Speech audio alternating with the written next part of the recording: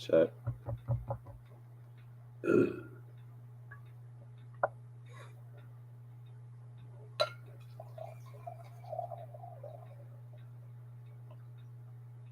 Grimoire.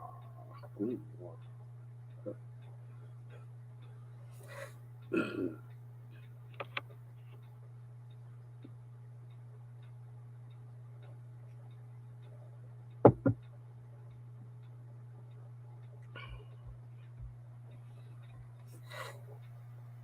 Peace. Yo, could y'all hear me clear? Let me know. Because I just plugged my microphone in. I'm not sure if y'all picking up the sound. Just let me know what's up.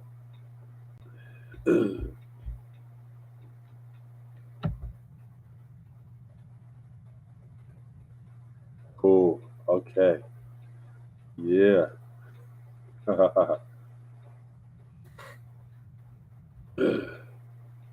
Good, good, good, good, good.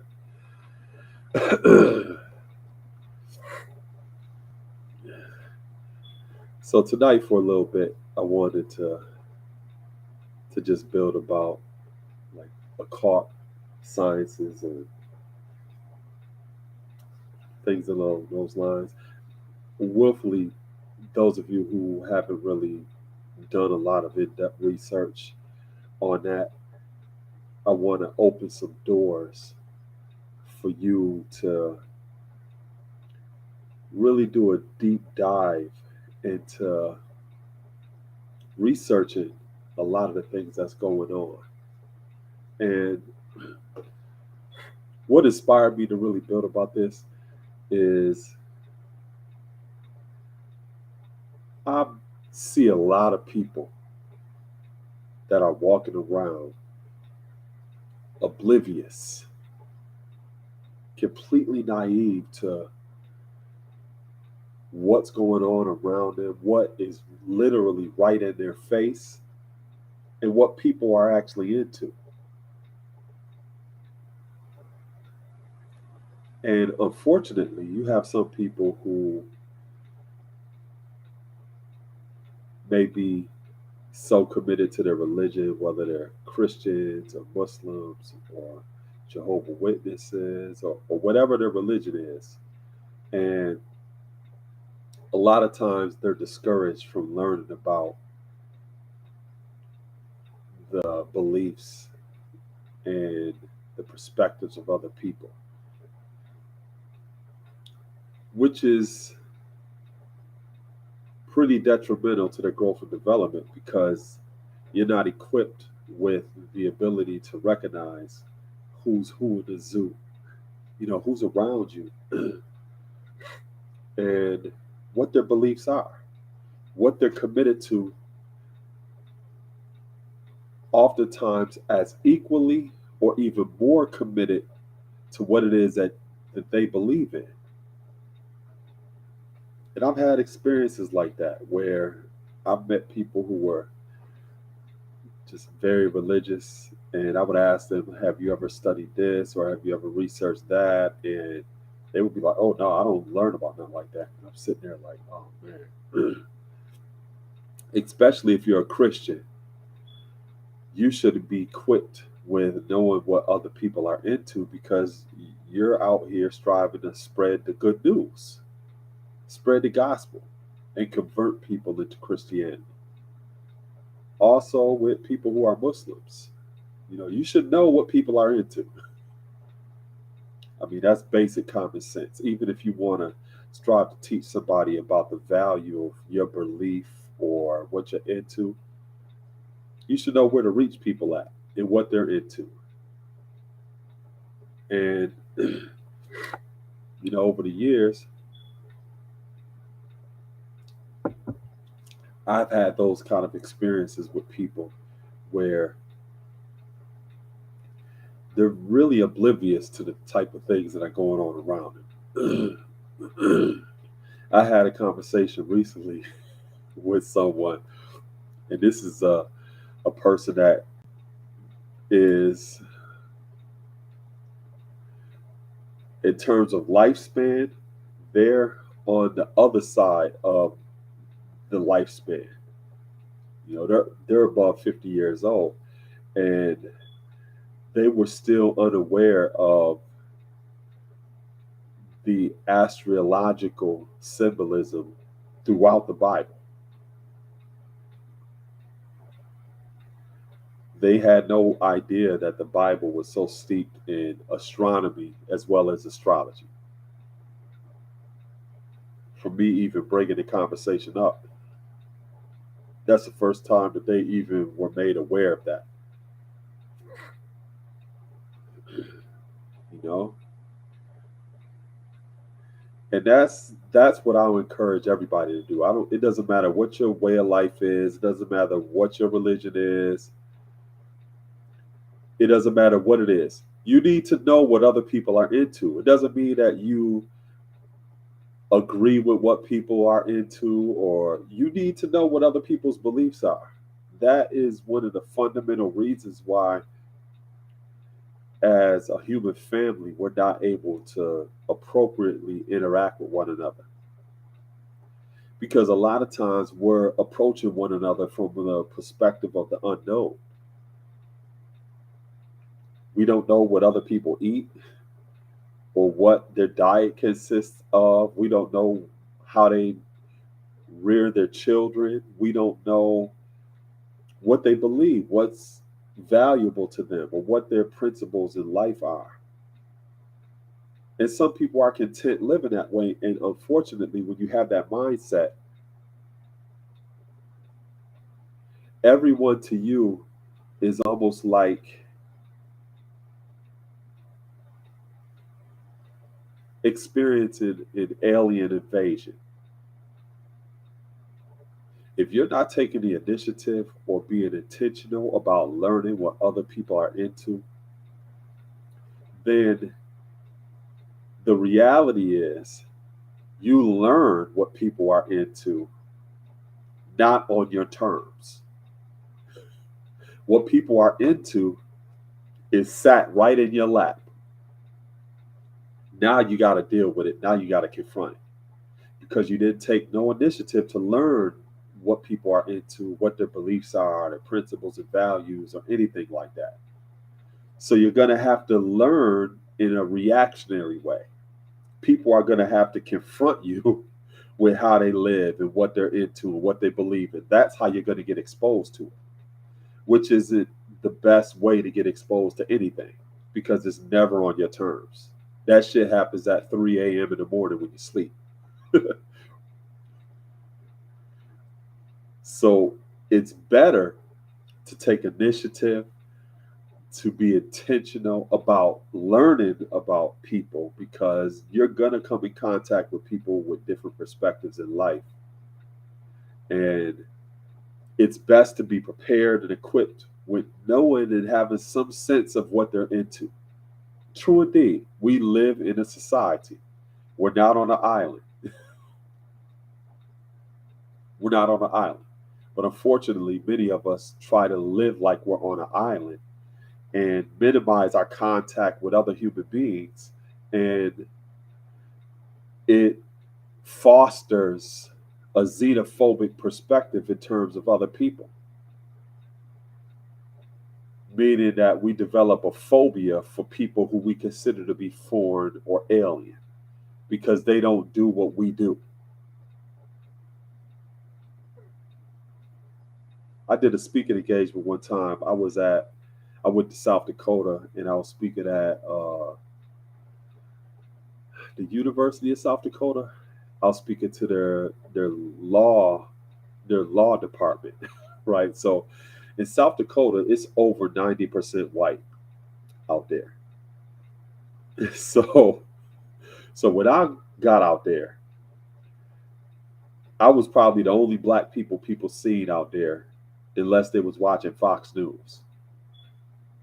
So for some people that grew up in that, I was in Vermilion, South Dakota. For some people, that was the first time in their life that they came in contact with a person that looked like me, ever. They only seen us on TV, which means they probably had a very skewed perspective on who we actually are as a people.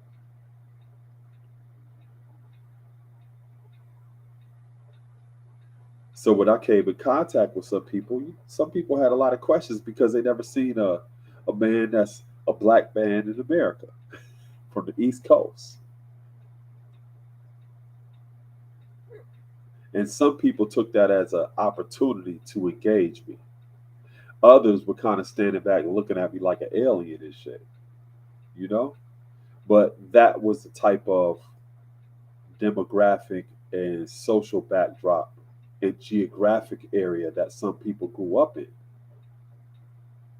And because of that, they naturally didn't have an opportunity to come across people who look like me, who live like me.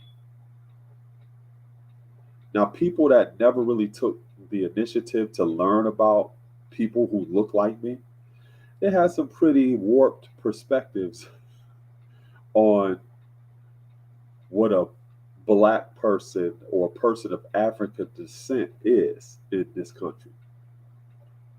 Now, other people that already took the initiative and traveled different places and learned about different things, they had a little bit more of an understanding.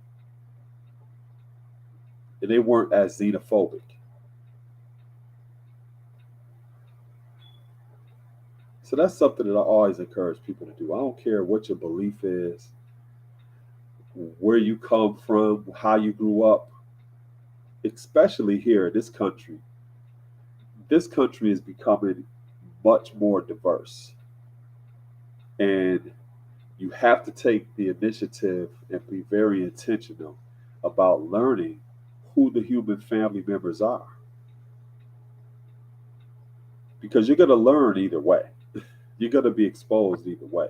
It's best to take initiative to do it on your own terms, as opposed to being in a situation where you're uncomfortable and it's not on your terms. And that's how you learn it, in a reactionary way.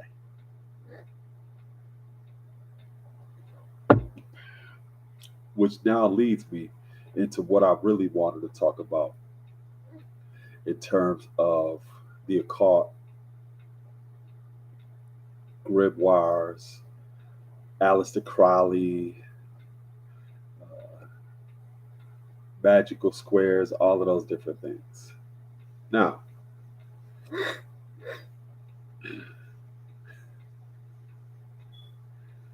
a lot of times people don't study these particular things because they're afraid and they've been taught to be scared of the devil and all of these other different things.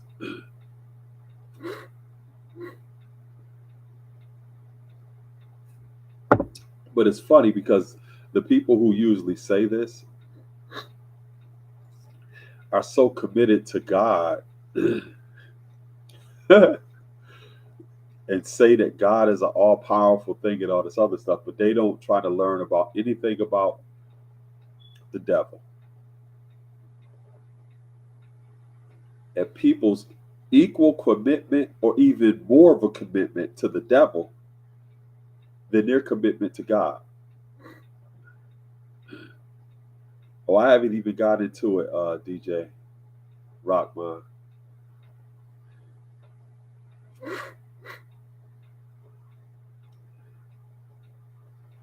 So let me start by saying this. I'm I'm gonna I'm gonna type this in the chat.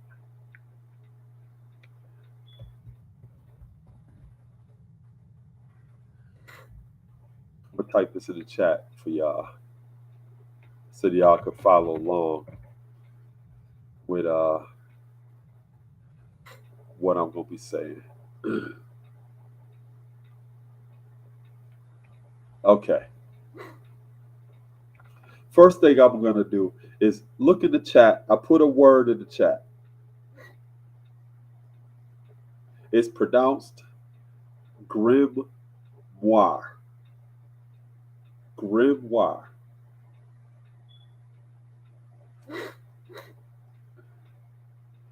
So I put the word in the chat. It's called grimoire. That's how you pronounce it. And if you're online,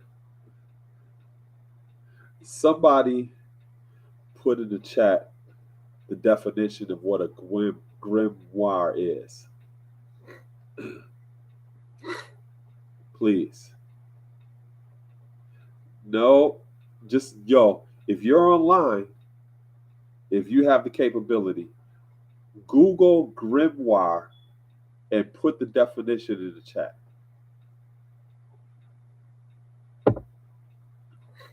I'm gonna walk y'all step by step through this.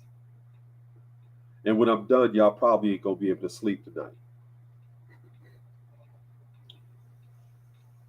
But that's cool. Willfully, I'll wake some of y'all up, expose y'all to something. Okay, Martin. Martin put it in there. It's a manual of magic or witchcraft used by witches and sorcerers.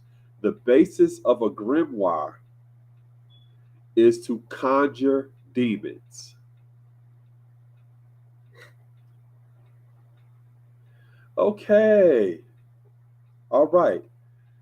So we've established now that a grimoire is a manual that magicians use to ultimately summon or conjure demons.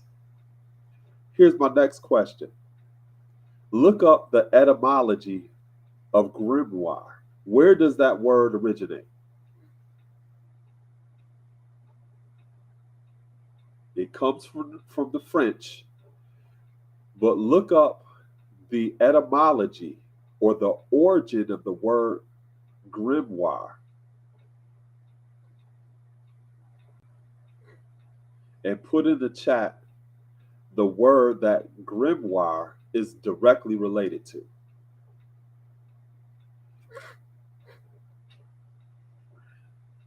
Yes, it's a textbook of magic. Okay. Now, look up etymology of grimoire. Oh, 19th century grimoire. What is the origin of grimoire? Grammar.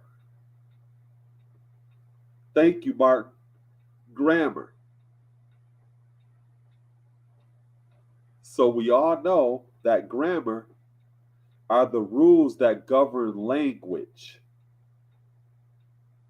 Words, how they're combined, the sounds of words. Grammar is the rules that construct language. So why would a manual for magicians to conjure demons be directly connected to grammar?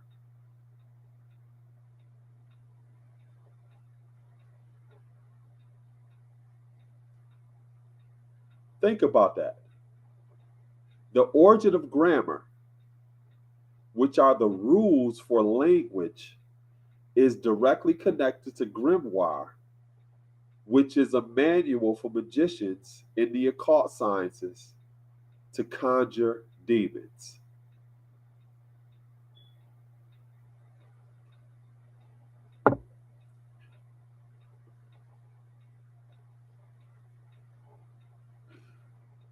So now, when we look at the word spelling, it makes a little more sense. Spelling is a process of casting spells.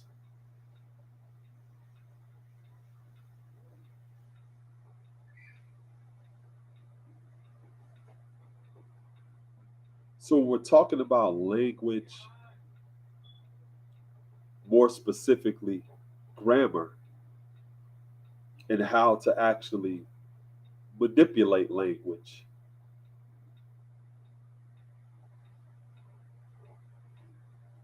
We see that there's a direct relationship or connection to magic. In the Bible, we learn about how in the beginning was a word, which is language, and the word was with God, and the word was God, and the word became flesh. In the Bible, it tells you about manifestation.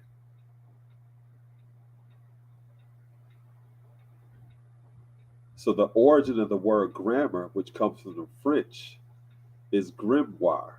A grimoire is a magical manual that sorcerers use or sorcerers use in order to conjure or manifest demons.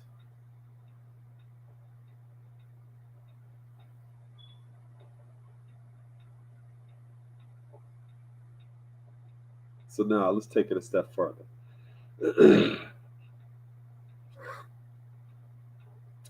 Everybody familiar with Aleister Crowley?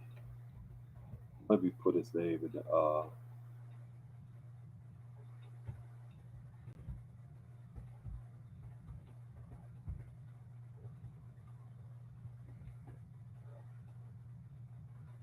let me put his name in the chat. Aleister Crowley.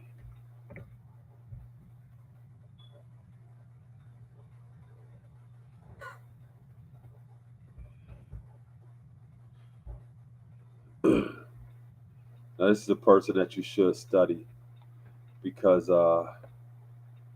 Aleister Crowley, who was the founder of an occultist society called the Order of the Golden Dawn, the Lima, which is another order that he established. Yes, exactly, Don. You already know. No, he he was considered the wickedest man on the earth, and Aleister Crowley is not only considered one of the fathers of sexual magic, but he's one of the main figures of pop culture even today, even to this day. Not only presidents, but other political figures, celebrities have applied a lot of his teachings in terms of magic within their lives. They may not say it publicly, but there are many people who are adherents to the teachings of Aleister Crowley. In the Beatles' Sgt. Pepper's album with the pictures of famous people, on their album cover, they have a picture of Aleister Crowley on there as their favorite people and famous people. In Michael Jackson's album Dangerous, he has a picture of Aleister Crowley on his album cover for his album called Dangerous. You can look it up right now. Michael Jackson put a picture of Aleister Crowley on his album Dangerous. So Aleister Crowley, like other people, have always been on this quest. Yes, Aleister Crowley and L. Ron Hubbard, who started the Church of Scientology, were brothers. They were comrades. And they were also mentors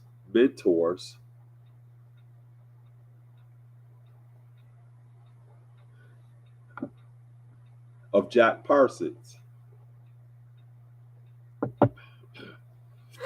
Aleister Crowley and L. Ron Hubbard, who started the Church of Scientology, were mentors to Jack Parsons. Jack Parsons started NASA. So NASA, the space program, was started by a man named Jack Parsons. Jumpin' Jack Parsons studied the occult, and he was a follower of Aleister Crowley as well as L. Ron Hubbard. When he was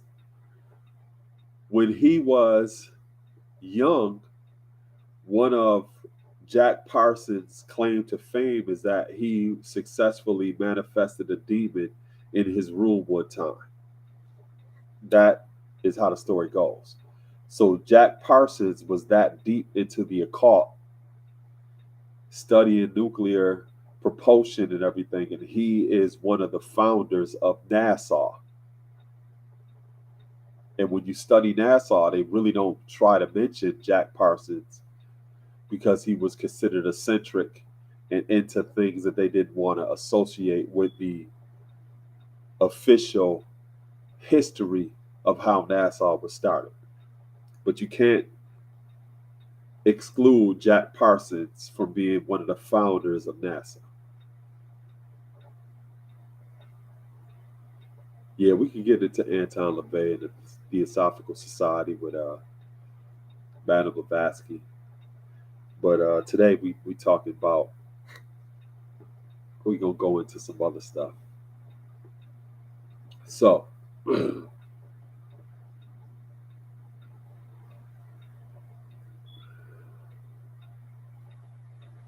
Aleister Crowley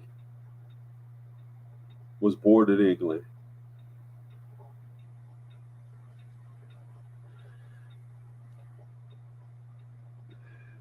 Aleister Crowley, and he was the type of person that was curious about the unknown. And like many people, they wanted to study different perspectives in life beyond what they had access to growing up. The problem with him is that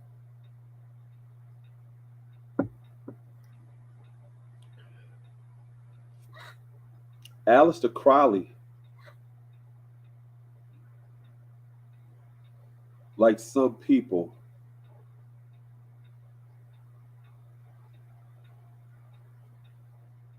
let me put it this way.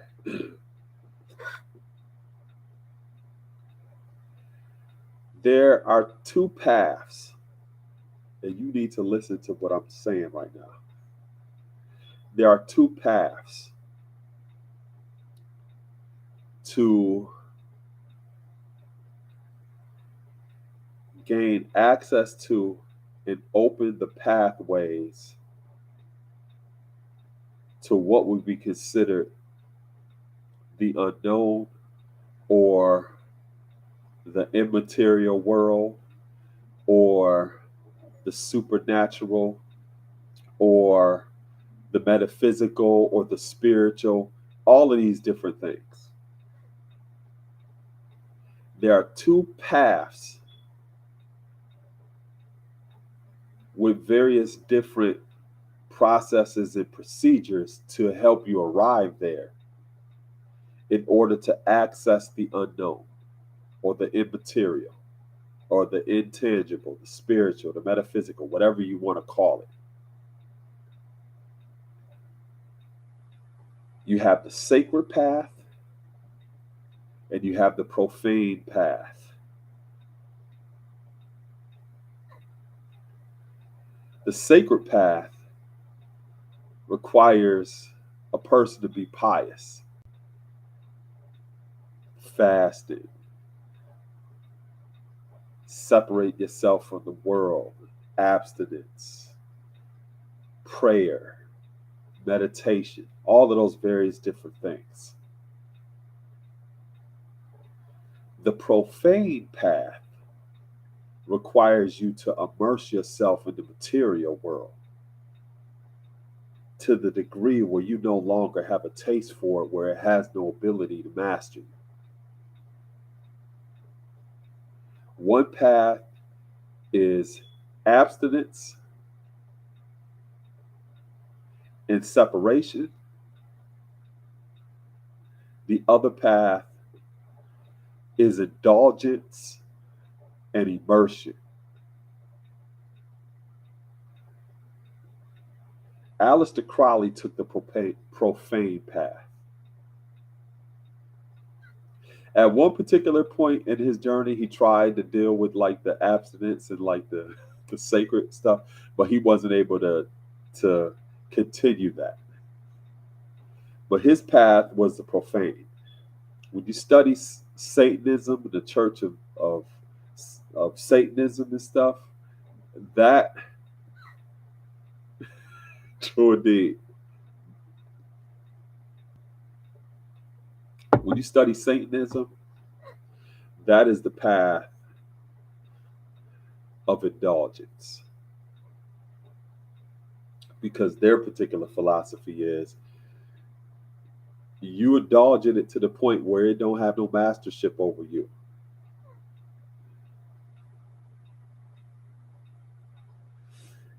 Yeah, original man. Yeah, it sounds like enlightened versus devilishment. And that's what I was saying indirectly. A path to connect with the divine and a path to connect with the destroy. God and devil.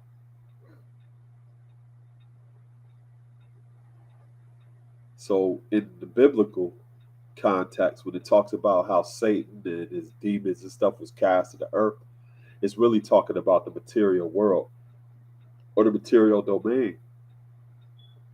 And like in our language, we talk about how this water is never drawn above 6 miles on the earth's surface. 6 is oftentimes associated with the devil, right?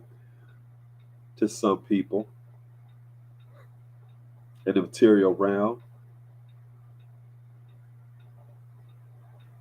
So in the biblical sense, when it talks about Satan being cast from heaven, it's talking about really the law of correspondence or Hermetic principles, as above, so below. Because you're dealing with dynamic opposites. So now let me talk a little bit about Aleister Crowley, who was considered the wickedest man on the earth.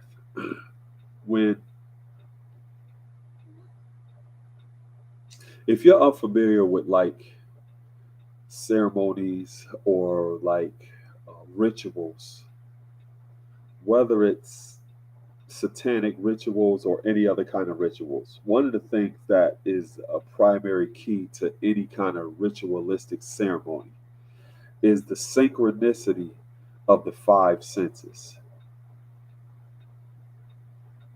To focus the 5 senses singularly on a purpose. So what do I mean by that? A lot of times when you see different type of rituals or ceremonies, there are specific type of incense that are burned. Those incense have a specific type of sense. That scent of those incense has a certain type of vibration. So for example, the difference between patchouli and myrrh or frankincense.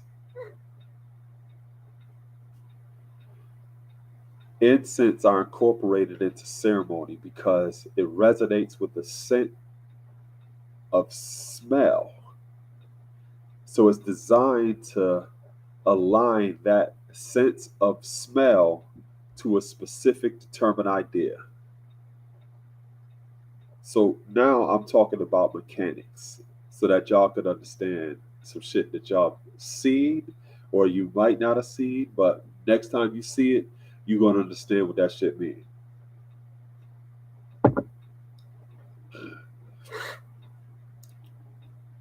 The incense are also designed to neutralize whatever scent is within the atmosphere that can undermine or conflict with the baseline or the neutralizing scent that you're striving to establish in the atmosphere. So, for example, people don't just burn sage just because it smells a certain way. People burn sage because it's a neutralizer.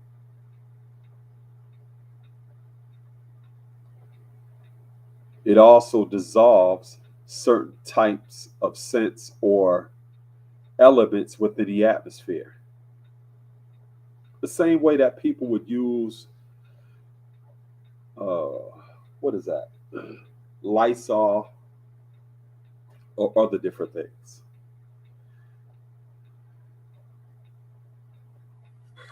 Yeah, vibration, I'm talking about forms of energy. Yes.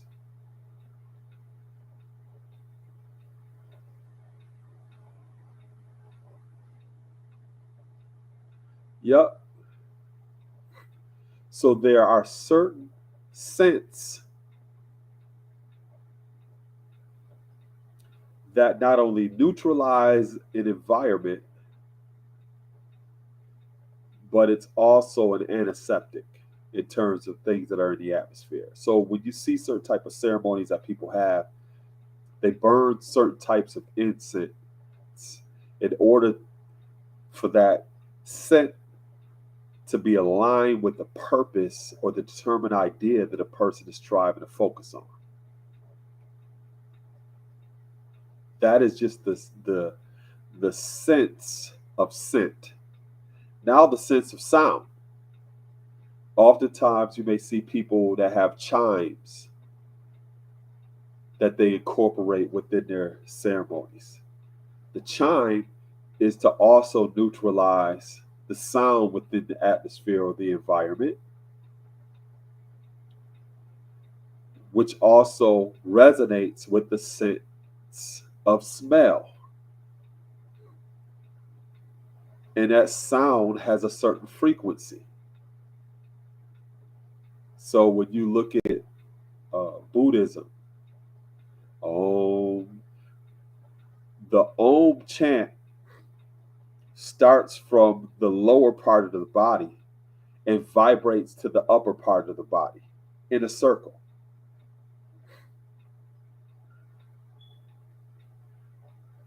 True indeed, born scientist. Hypnosis. Exactly. That's exactly where I'm going to. So you all also incorporate a sense of sound that resonates with a determined idea, which also neutralizes the atmosphere of the environment.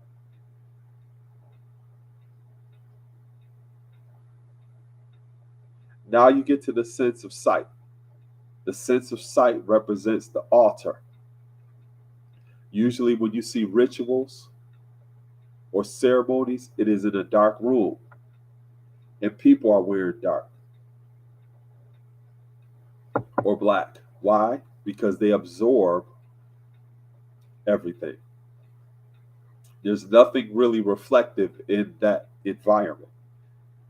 The only thing that may have some reflective elements to it will exist on the altar.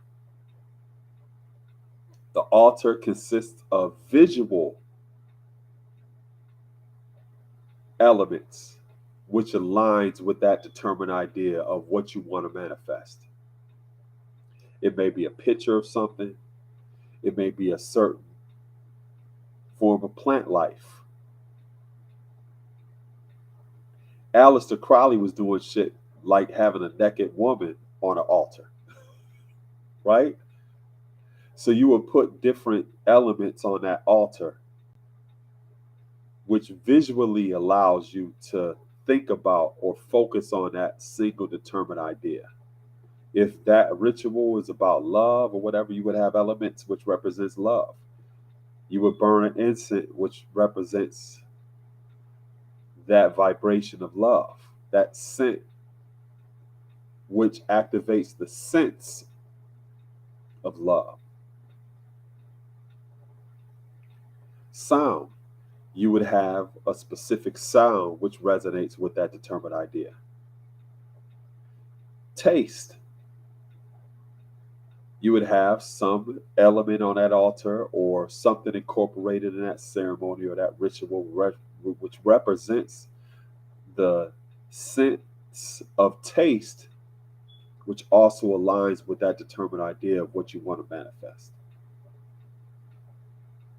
So you have four different senses of taste. You have sweet, bitter, salty, And you also have spicy. So you have those four different things. And it's usually in a ritual, you would ingest something that is either sweet, bitter, salty, or spicy. Bitter would be sour, G. Touch, you would also have an aspect of that ritual, that ceremony, which represents touch. I gotta pause for a second. I gotta use the bathroom. I've been drinking. Hold on, y'all.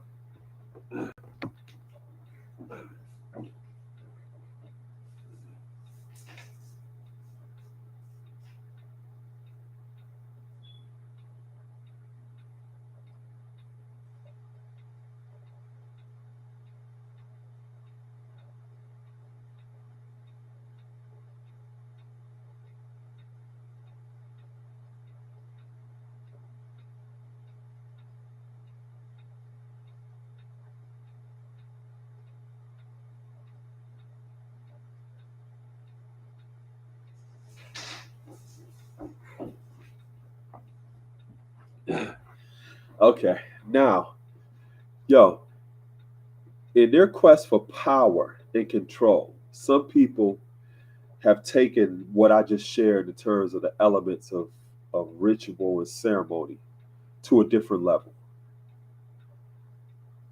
The highest form of manifestation, the highest form of manifestation is creation.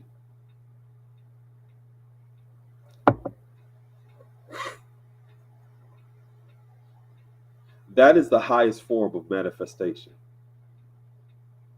Actual creation. We see people striving to manifest things from the immaterial world into the material world, or fulfill their dreams or their passions, or strive to be successful in their undertakings. All of that is based upon the actual model of giving birth or manifesting life, literally. All of it. So, one of the highest forms of magic or manifestation is sexual magic. Because you are literally taking the immaterial into making it material, typically within a 9-month period. So it literally goes from the gaseous state to the liquid state to the physical state. Gas, liquid, and solid. And it takes some time to manifest a child. But in reality, that is the highest form of magic. The highest form of manifestation is family.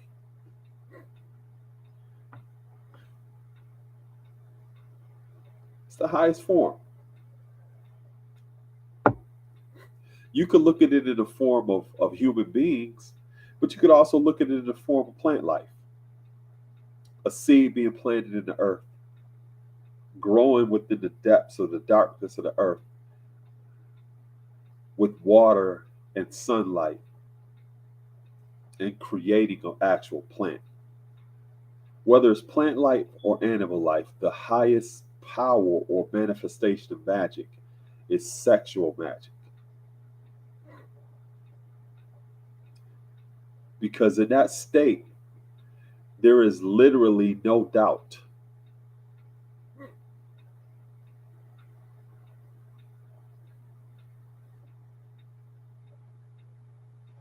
So if you have a loved one, and you having relations with your loved one, talk during that time. As you go through those various different stages to the point of ejaculation, talk. You're going through the process of manifestation. When you look at like rituals and all this other stuff, rituals are really designed in order to simulate that ultimate experience.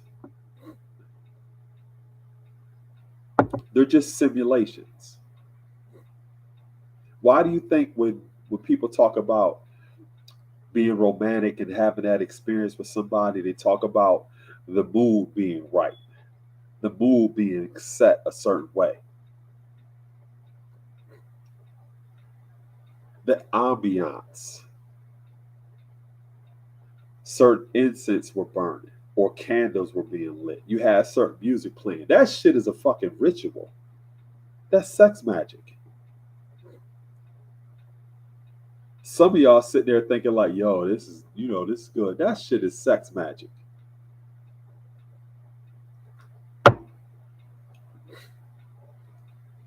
When you look at all of these secret societies and occult societies, they're striving to simulate that.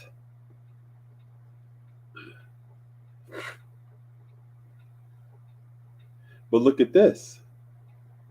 6 in English. What is it in Latin? Sex. What is it? What is 6 in Greek? Hex. 6 is sex in English. 6 is sex in Latin. And 6 is hex in Greek. It can be a hex if you don't know what the fuck you're doing. But if you're using it in a specific way, rituals are to alter your state of consciousness. True indeed. That is a point of having an altar in your house, to alter your state of consciousness. True indeed, born scientist. And in altering your consciousness, it's designed to keep you in line with the time that you set. Why? Because not only in your house, but once you step outside of the door, there is a grid of consciousness that you're going to be connected to with all different type of ideas, perspectives. Your 5 senses are going to be bombarded with various different things within this world.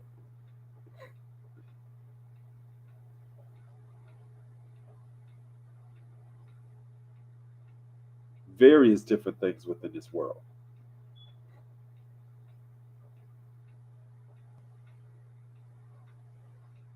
So now the stuff I'm talking about, Aleister Crowley, he learned some of our indigenous sciences, and he wanted to take the profane path. So he indulged himself in activities that he thought would yield him a sense of power.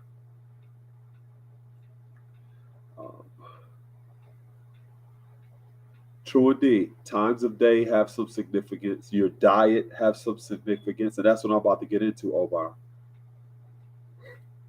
That's what I'm just about to get into.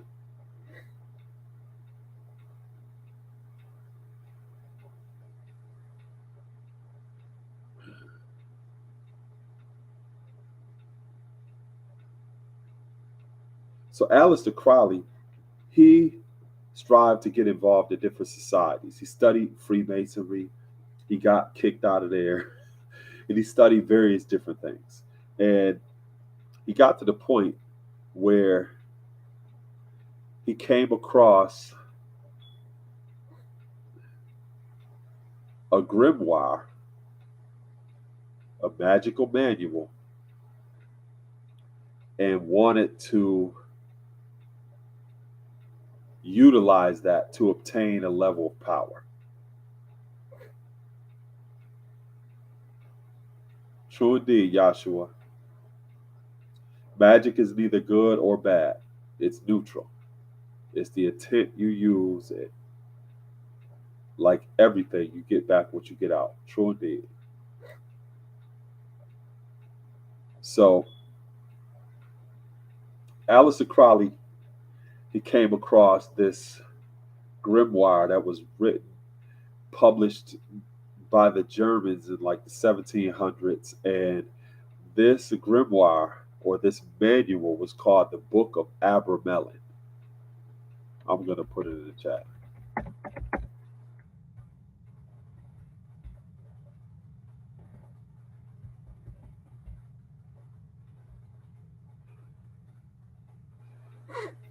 He came across this manual called the Book of Abramelin.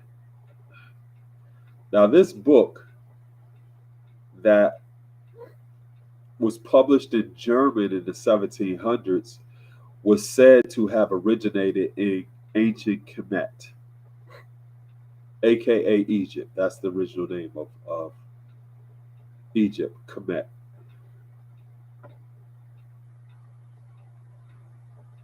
Peace. From New Orleans. So, the origin of this Book of Abramelin is based upon the tale of a man named Abraham von Worms. Abraham von Worms was a so-called Jewish mystic that lived in the city of Worms in Germany, and he was seeking knowledge of self. So Abraham was traveling around different places, and he kept coming in contact with different people that said that they had knowledge of self, or people that knew these magical sciences and all this other stuff. But he realized like they was fake. They really ain't know what they knew. Eventually, he traveled to Kemet or Egypt. In Kemet or in Egypt, he almost gave up hope of seeking these sciences of life that he was searching for until he met a man whose name was Abramelin the Mage, or the magician. When he met this enlightener, or this magician, Abraham von Worms went under his study. And he studied under Abramelin for some time. And Abramelin taught him these secret sciences of how to manifest your guardian angel and how to conjure demons and control demons. So, after experiencing this time with Abramelin, Abraham von Worms came back home, and he had a son named Lamech, and he shared all of his experiences with Lamech, which came to be known as the Book of Abramelin. Now, this book, even occultists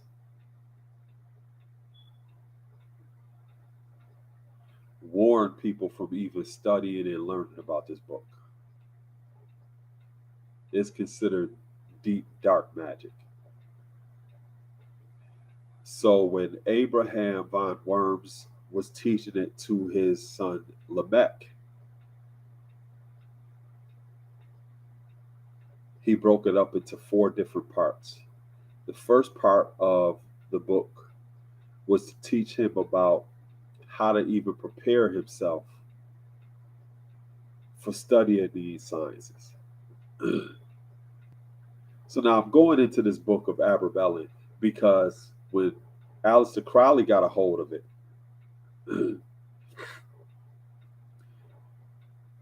he went to Scotland and he got a home in Scotland.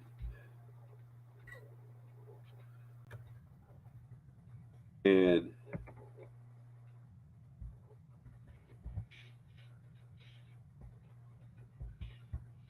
he used that home order to try to complete the ritual. So now let's go back. The Book of Abramelin is a grimoire or magical manual which equips you with the ability to manifest what will be considered your guardian angel, as well as conjure demons that you can control.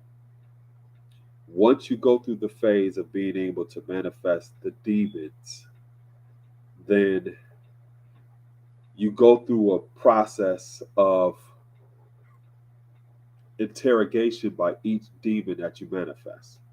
So now this Book of Abramelin has a list of major and minor demons, and each one that you so-called manifest, you go through an interrogation process. You have to confront whatever demon that you so-called manifest. I keep saying so-called because I'm basing this upon what the book says. Before you even get to that point where you are practicing the specific procedures to manifest demons,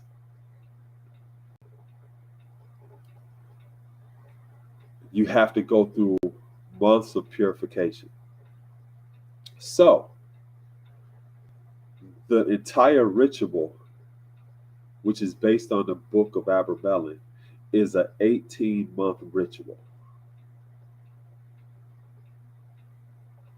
An 18-month ritual.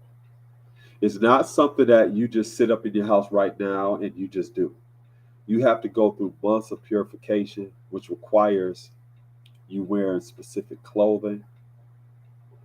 You engage in this certain specific prayers and meditations every single day. You fasted, as well as you separate yourself from the world and abstinence.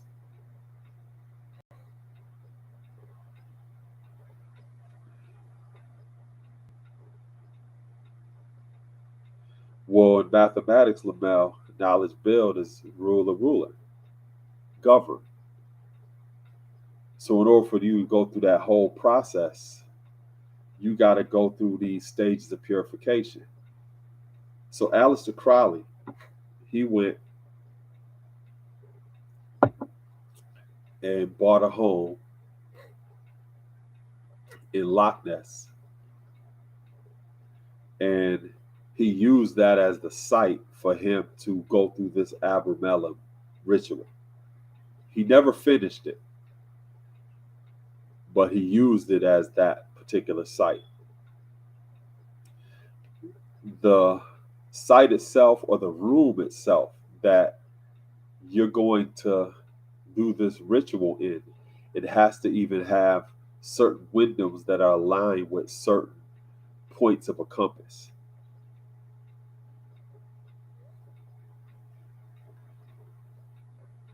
So everything is very specific. It's a very pious ritual that you have to go through. Lamel, he just never really had the consistency or constitution in order to even go through that ritual, because it required a lot of sacrifice. Fasting, prayer, meditation, abstinence. He was already living a life which was based on indulgence. So it was very difficult for him to and like, when I say indulgence, not only on a sexual level, but also indulgent in psychotropics, various different type of substances like that.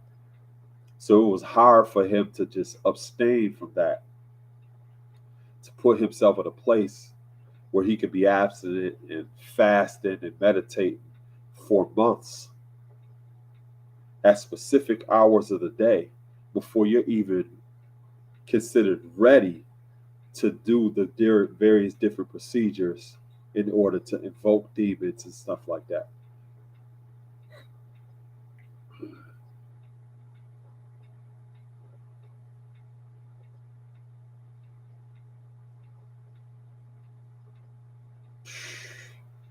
This dude,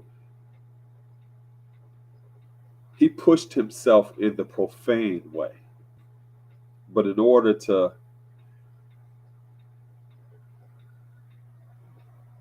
go through the Abramelin ritual, you have to do the complete opposite, which requires abstinence, fasting, prayer, meditation, all of those different things for an 18-month period, as well as separate yourself from society. He wasn't able to go through that. But once you're able to go through that ritual, you get to the point where you learn different techniques on, and I'm basing this just on the book. I'm not saying whether or not that I'm into this or whatever. I'm just telling you what the book says. You learn how to do things like destroy structures, levitate, um, manipulate various different things in the material world. Um, all of the things that you would associate with the so-called magician. This is the book. Okay, let me show you this. Okay.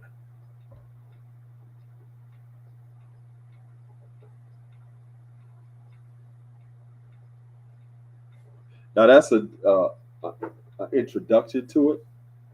The book of Abramelin. He was already weak and wicked, so got diabolical with it.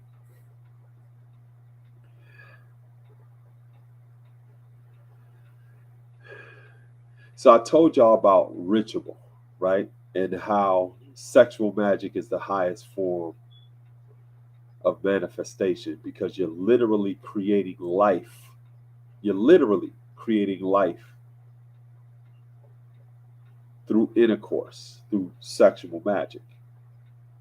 A lot of times people would incorporate that within specific rituals because it would empower a determined idea, especially if that determined idea is sacredized with the five senses of smell, hearing,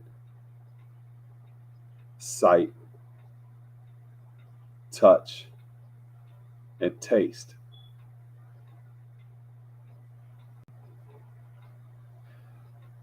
It's not outside of 360 degrees. It's within 360 degrees, but it's just utilized in a negative way. So now, also in that book of Abramelin, they break down sigils. So let me put this in the chat. All this stuff that I'm telling y'all right now, and I'm gonna continuously tell y'all this. Don't research and learn this casually. Don't approach learning any of this kind of stuff like, oh yeah, I'm just kind of curious about it. Because there are people who live by this and are committed to this equally or even more than what you're committed to. And they don't take this as casual. All of this stuff that I'm sharing right now, there are people who literally do this.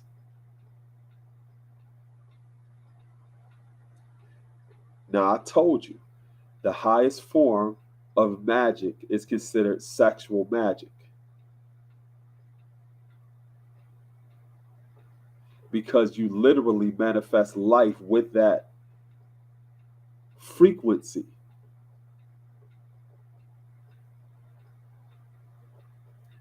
And I'm going to tell this to y'all.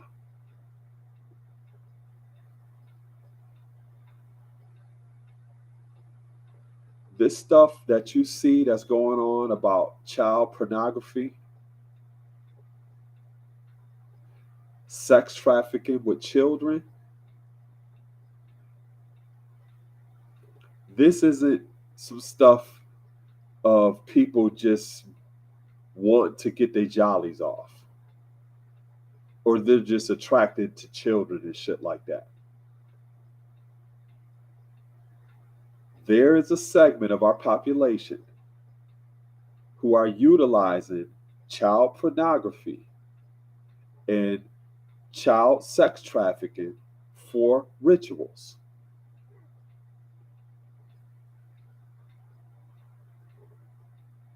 And I'm telling y'all that straight up.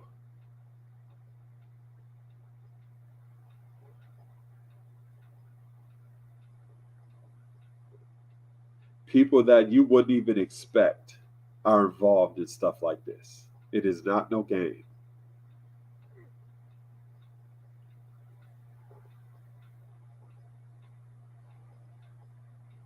It is not a game.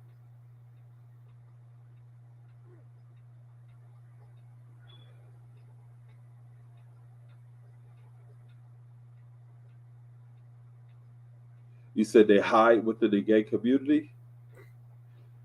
A lot of the people in the LGBTQ community don't know about what I'm talking about.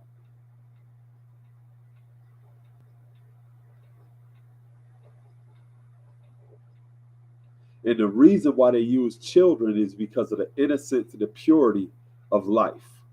The reason why they use animals,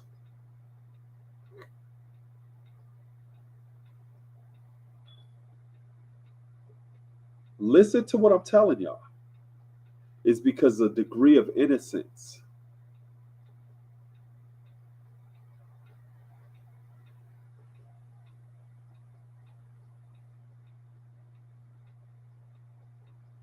The reason that certain scents are incorporated into rituals are to neutralize all of the other scents that are within that atmosphere or that environment. To have a single sense that allows the mind to focus on that particular determined idea. Sound. Sound is the exact same thing. It's to neutralize all sound within that environment.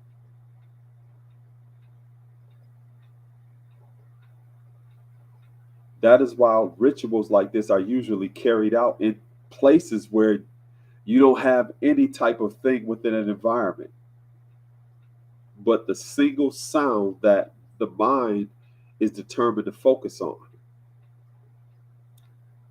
That also goes to the sense of sight, where the only thing you visually see in that environment is the altar and the things that are within that are on that altar.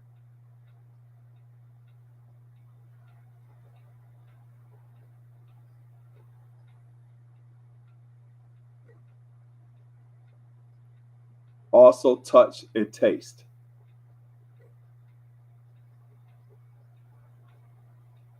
All of those senses and the focus on those senses are so that they are not mixed, diluted, and tampered with any other things that may undermine the singularity or the focus of that sense. So there's no competing senses. When a human being or a being is introduced, any kind of being is introduced into that type of ritual or that environment,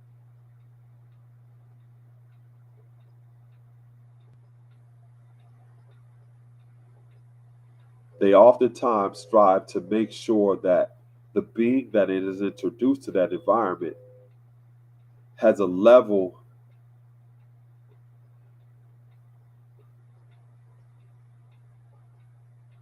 of innocence, that they're also not convoluted with the world or with ideas.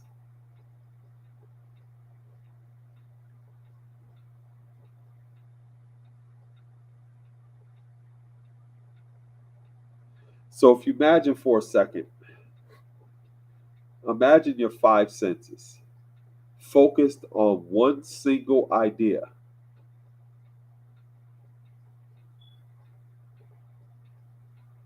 You have much more of an opportunity to manifest something under those circumstances.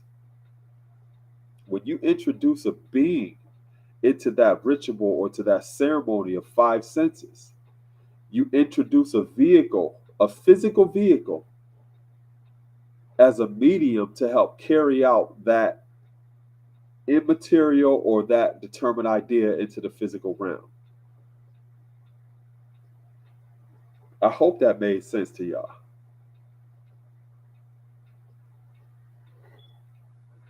It's one thing to have a ceremony or a ritual where you're synchronizing all of your five senses on one determined idea and you're focused on that determined idea. It is another thing to have your five senses focused on a determined idea and then utilizing a medium through which you can simulate the manifestation of that determined idea through a vehicle that represents purity and innocence.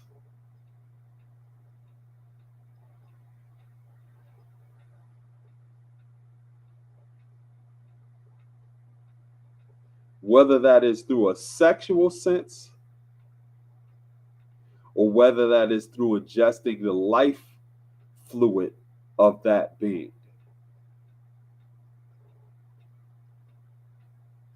Whether that is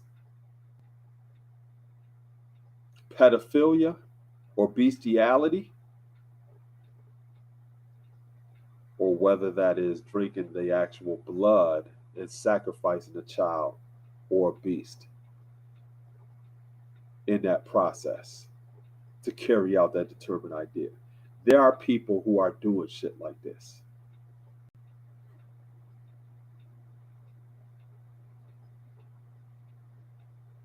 Just as much as some of y'all like to go to church or like to go to the masjid or the synagogue or talk all of this metaphysical shit, there are people who are literally carrying out what I just articulated to you. Who literally do this.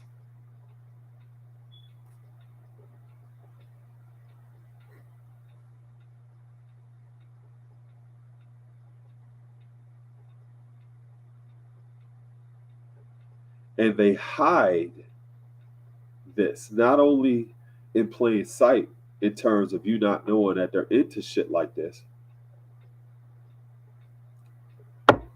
but they hide shit like that in magical squares. Now, what do I mean by hiding stuff in magical squares? So I wrote this down real quick. Let me show y'all this. So y'all can see this. This right here is a magical square. So if you see, okay, let me show you. Okay. So 8, 1, and 6 equals 15, right?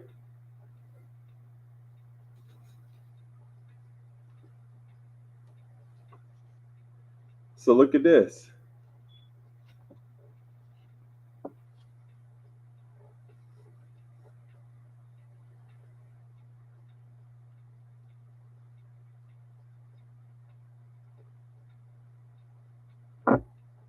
All of these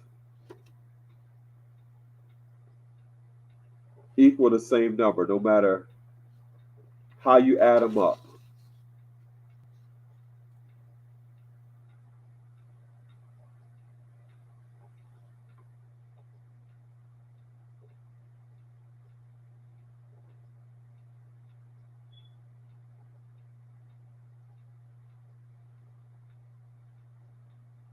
You look at this. 6 and 7, what's that? 13 plus 2, 15. That equals 15. This 8, 5, and 2 equals 15. So when you look at this right here,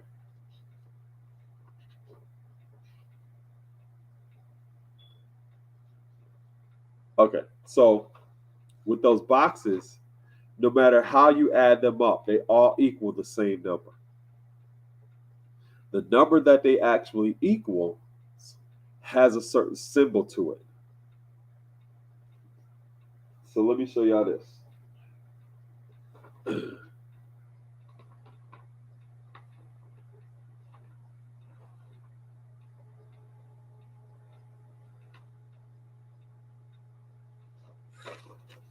Okay. Okay. See this?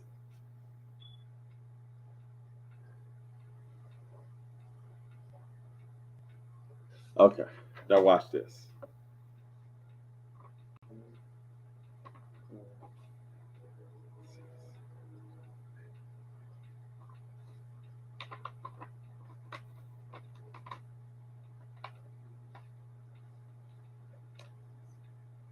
Okay.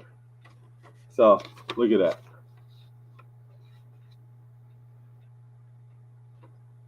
1.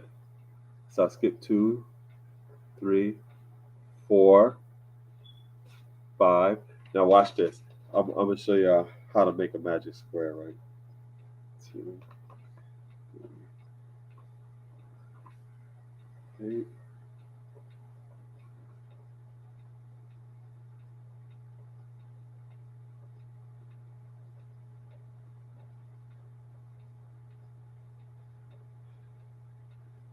Okay.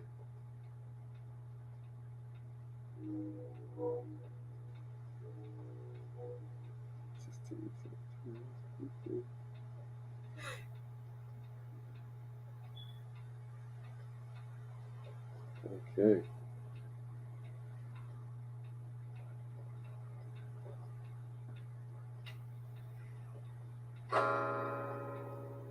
Okay.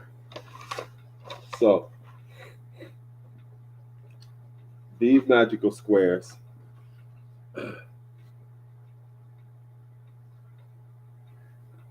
for example, this equals 15. That equals 15. That equals 15. If you look at it sideways, that equals 15. No matter which way that you look at these, even diagonal, it equals 15. So, what some people learned is that you can't just do that with numbers. You could also use that with letters. So you can create a magical square or a box with letters.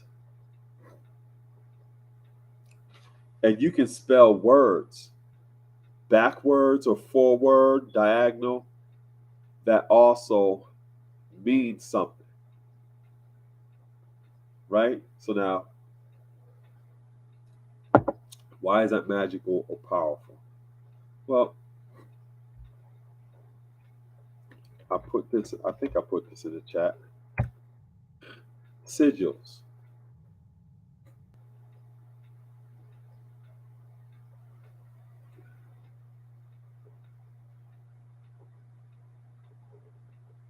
Sigils. Sigils are signs or symbols or ciphers that have an entirely different meaning, something that you don't even know. Well, why? Why would somebody create a symbol that only they know or understand? A sigil is a symbol or sign that only you understand or that somebody else understands. What's the value in that? The value in that is that it makes it hermetic. Let me put the word in there.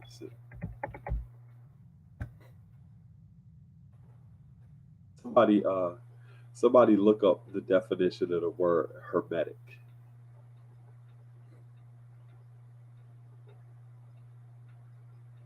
And put it in the chat. Sigils are created to be hermetic. Now, the definition of hermetic: sealed, tightly sealed, secret, Because if no one knows anything about it, or it's sealed, it's protected, it's powerful.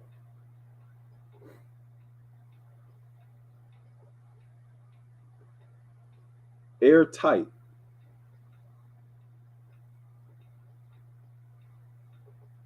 So now if you're using a symbol or sigil, if you have a specific ritual or ceremony that you are specifically focused on a determined idea,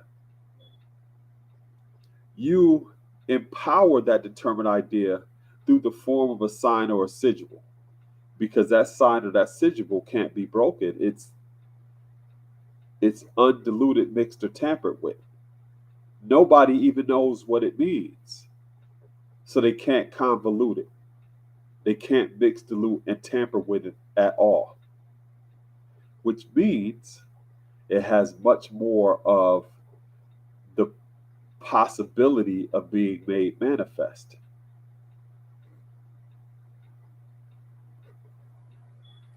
Think about it like you're sending a messenger in a war zone to get that message to a specific destination. As that person is going through that war zone to get to a specific destination,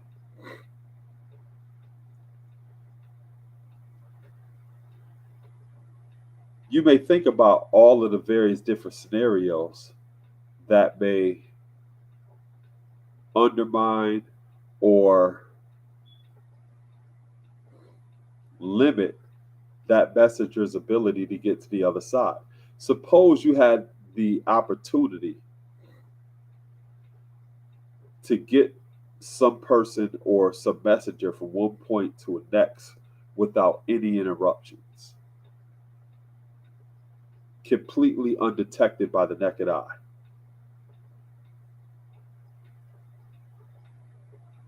So a sigil or a symbol is used as a vehicle for a determined idea. In Nordic tradition, they talk about sigils as runes. I put it in the chat. Runes.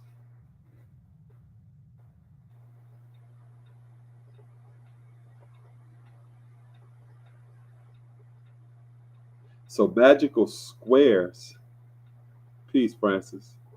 Magical squares, not only what I showed you with like numbers like this, like if you look at, okay.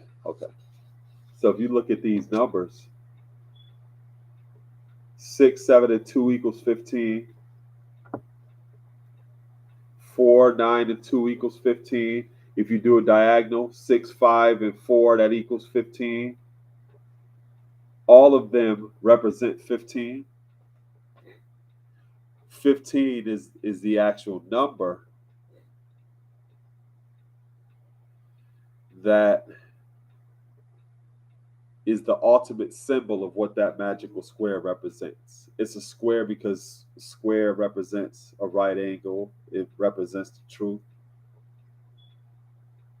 But a square also has 4 right angles, which represents 360 degrees complete. So people would use magical squares, and they even do it today, to hide what they're communicating to the public. Not only do they do that with numbers, but they also use that with letters or language.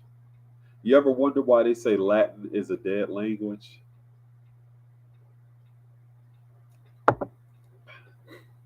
But yet,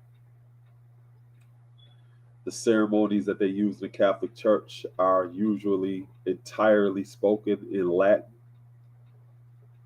which the average person doesn't understand.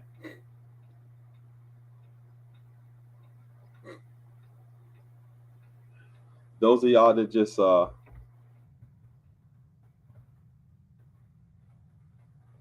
logged in, I started off talking about grimoires. So Look up the word grimoire, y'all that just tapped in, and look up what the definition of a grimoire is.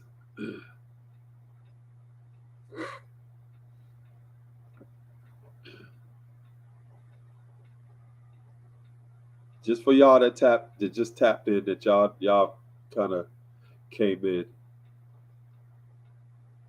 Yeah, look up the definition of the word grimoire.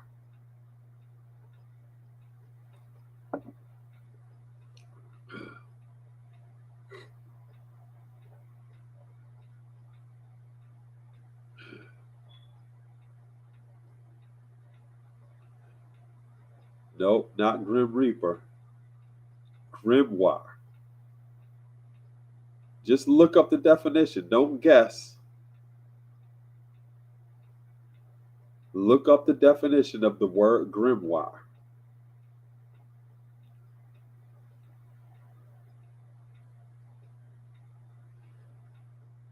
A grimoire, all you got to do is look up the definition.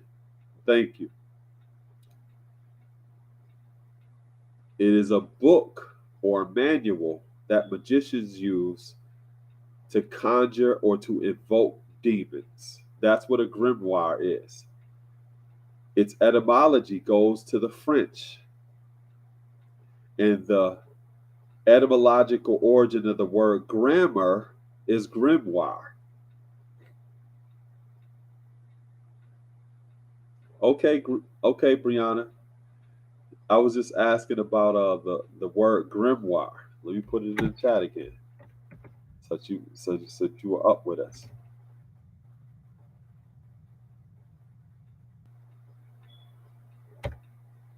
Grimoire. Grimoire, when you look at the definition, is a book, a manual,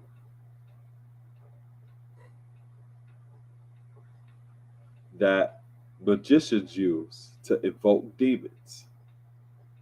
When you look up the etymology of the word grammar, the origin of the word grammar goes to grimoire. Grammar is the rules of a language, the sounds, the construction of words. All of the rules in a language is called grammar. And the origin of the word grammar goes to grimoire, which is a manual that magicians use to conjure demons. So I started off by asking the question, why would grammar be associated with the word grimoire? And I've been talking just about the occult sciences and how people use spelling to cast spells.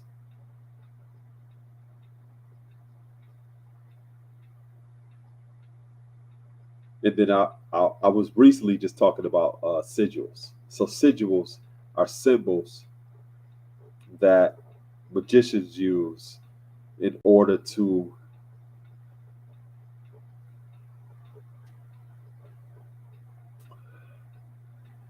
how could I explain it?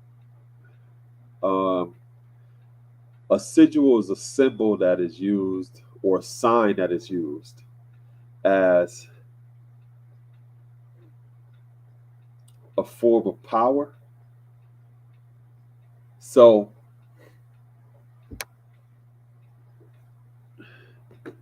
say a person cast or created a spell, and they wanted to focus that spell or that determined idea in a literary form or a specific symbol. Yep. A dictionary would be a form of a grimoire. What I would encourage y'all to do is look up the Devil's Dictionary. There's a Devil's Dictionary that you can find that gives you entirely different meanings to the words that we see in a common dictionary. It's called the Devil's Dictionary. So a sigil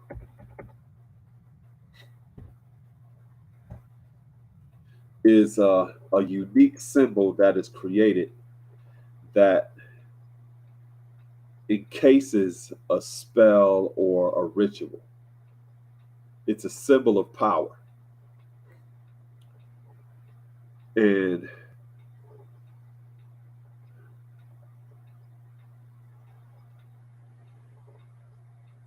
the person that created the sigil is the only person that knows what that actually means, unless they communicate that to somebody else. So if you're dealing with like a coven or something like that, the people in the coven may know what that sigil or what that symbol actually means, but people on the outside, they have no clue what it means.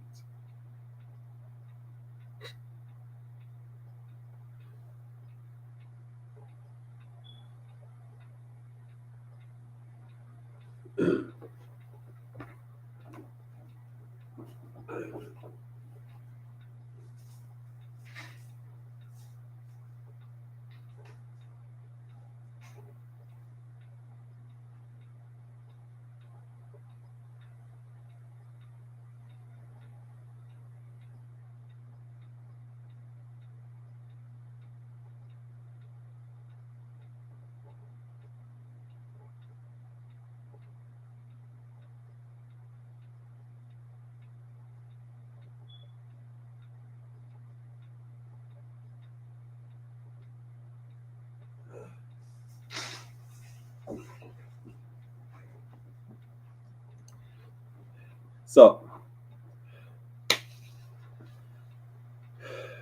you said satire? I don't know what you mean, Francis. Um, yeah, yes. So the importance of a sigil or a symbol that only those with with on the inside understands what it means is that the sign or the symbol itself can't be convoluted. It can't be mixed, diluted, and tampered with.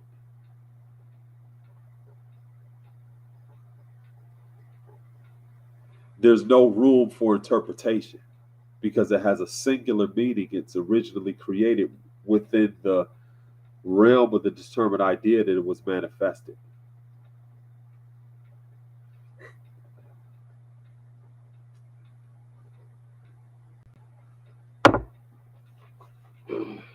So let me give y'all an example.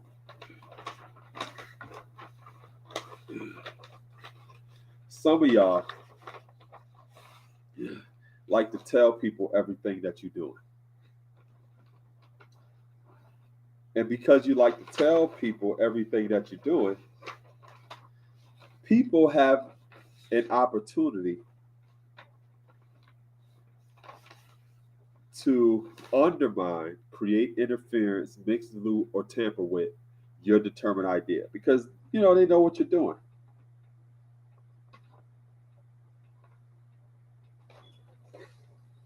If I designed a ritual and focus my determined idea on a certain objective, and I infused that objective or that determined idea in the form of an actual symbol, and I made it into the form of this,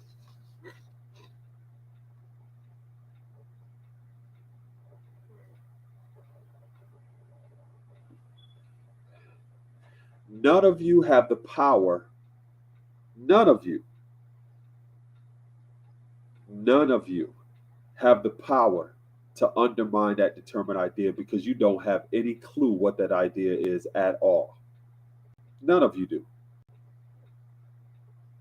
You don't know how to prepare for it. You don't know what to expect. You have no clue what that means at all. You don't know. Now, if I have a group of people who I'm close with and I communicate that to them, say we got together and we collectively created a ritual.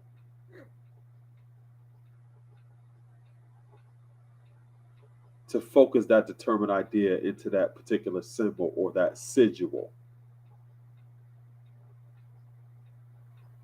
That further empowers the ability for that to be made manifest.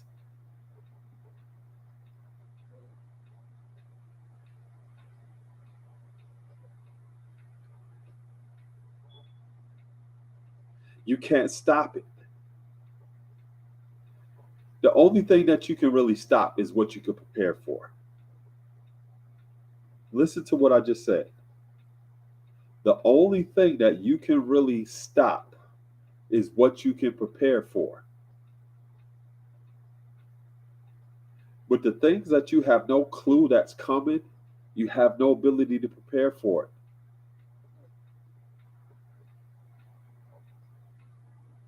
That was a sigil that Prince used. That was his way of communicating to the world that you can't stop me. That's why he did that. There's nothing you can't stop me. You may think you own my name, but you don't own this symbol. You don't represent what I symbolize. Does that make sense?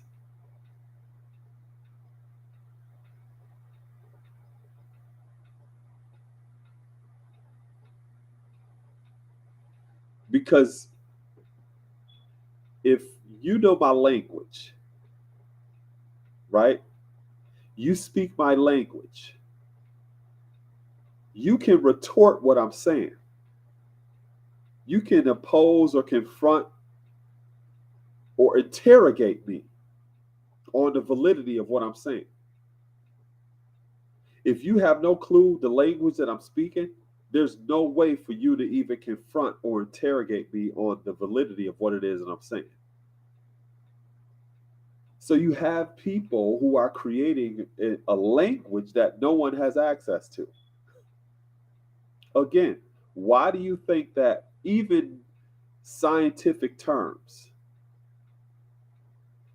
are still in origin written in Latin? Or you see all of the various different ceremonies that are held at the Catholic Church that are spoken in Latin, which is considered a dead language. Why? Why would you be speaking a language that nobody else speaks? Why? What's the power in that?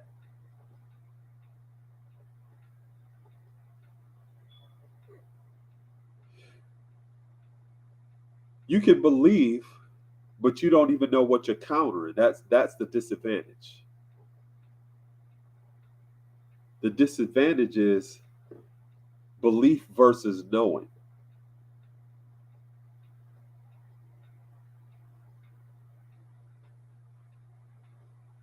When someone knows and believes,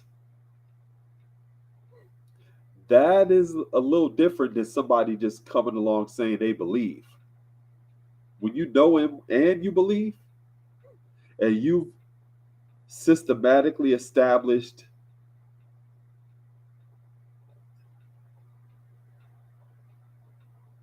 aspects within the five senses that align with what you know and what you believe, it's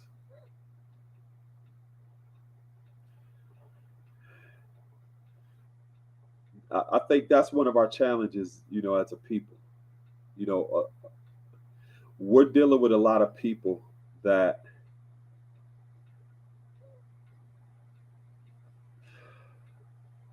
they're into some stuff. A lot of the things that they're into, they got from us, and they're using some of these things in various different ways.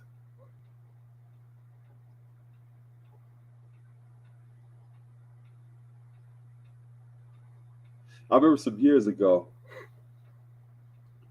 uh, my queen, we had went to a church, and I'm sitting there, I'm listening to the pastor, the congregation, and he's preaching. And there's a man standing in the back of the church. And I'm sitting there and I'm listening to the pastor and I'm watching him speak. And certain things that he says, I look over to the back and I see the man that's standing in the back respond to certain things that he's saying. So I'm watching this service and I realize that the pastor and the man in the back are a part of a secret society, and they're using coded language over the perception of their congregation, and they're playing a little game with each other. And I'm watching the shit. I'm watching them saying certain things that they know and understand, but the people in the congregation have no clue what they're talking about. I watched this. So I leaned over to my queen and I said, yo, the pastor is a Freemason. And he's communicating with dude in the back over there. Now, I was already building with her about stuff like this. She was like, what? Oh, because she never recognized it. And I said, watch after service. Watch what I do. So after service and everything, you know, people's coming up, shaking the pastor's hand and telling him what a good service it was and all this other stuff. I walk up to him and I give him a Masonic handshake of the third degree, a Master Mason handshake. I shake his hand and I share with him like what would be considered like a common phrase that's used amongst Freemasons.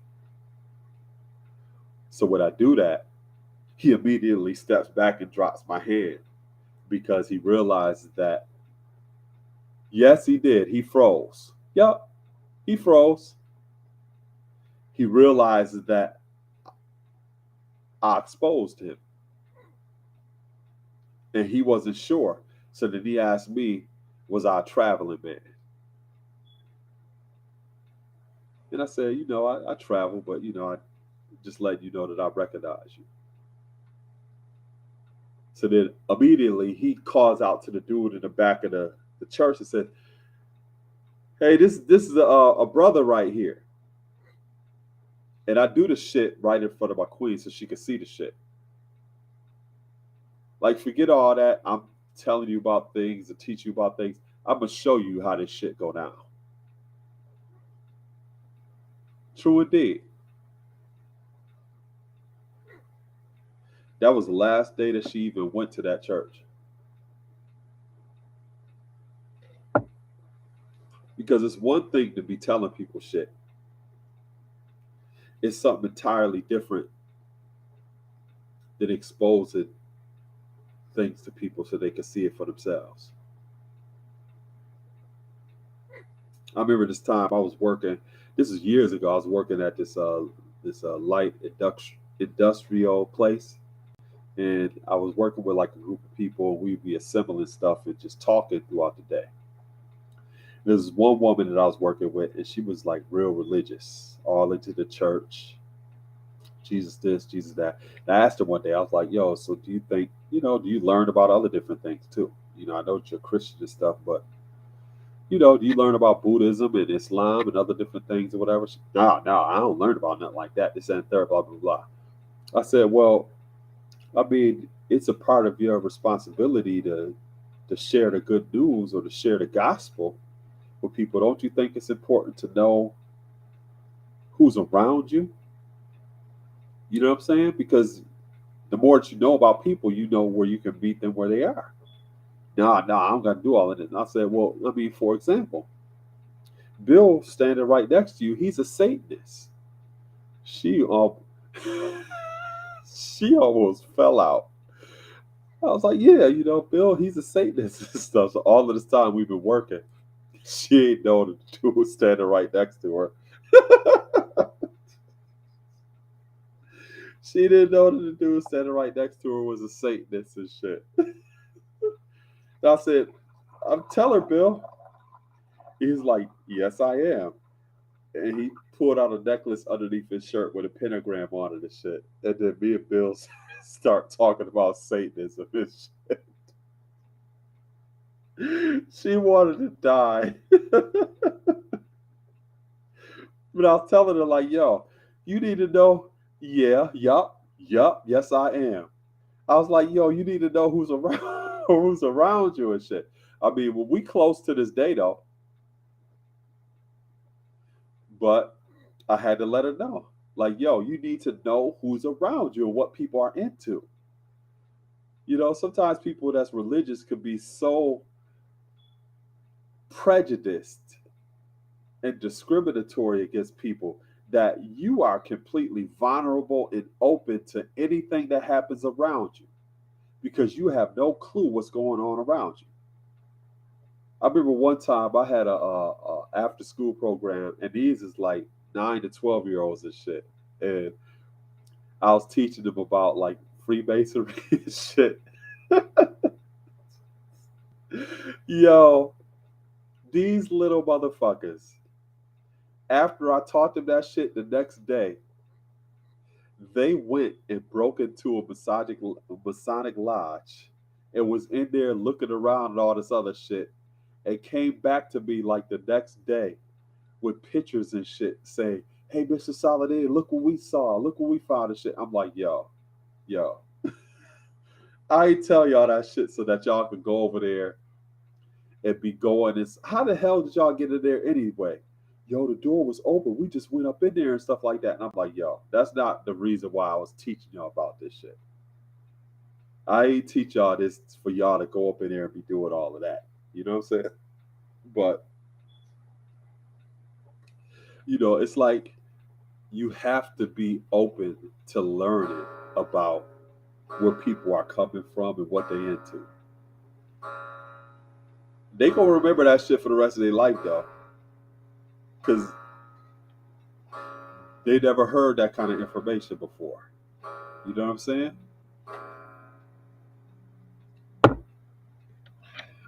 So yeah, so I was out in San Francisco, and the Satanic Church was started by a man named Anton LaVey. Anton LaVey, he was a organist by profession. That was his trade, and he worked at a damn carnival.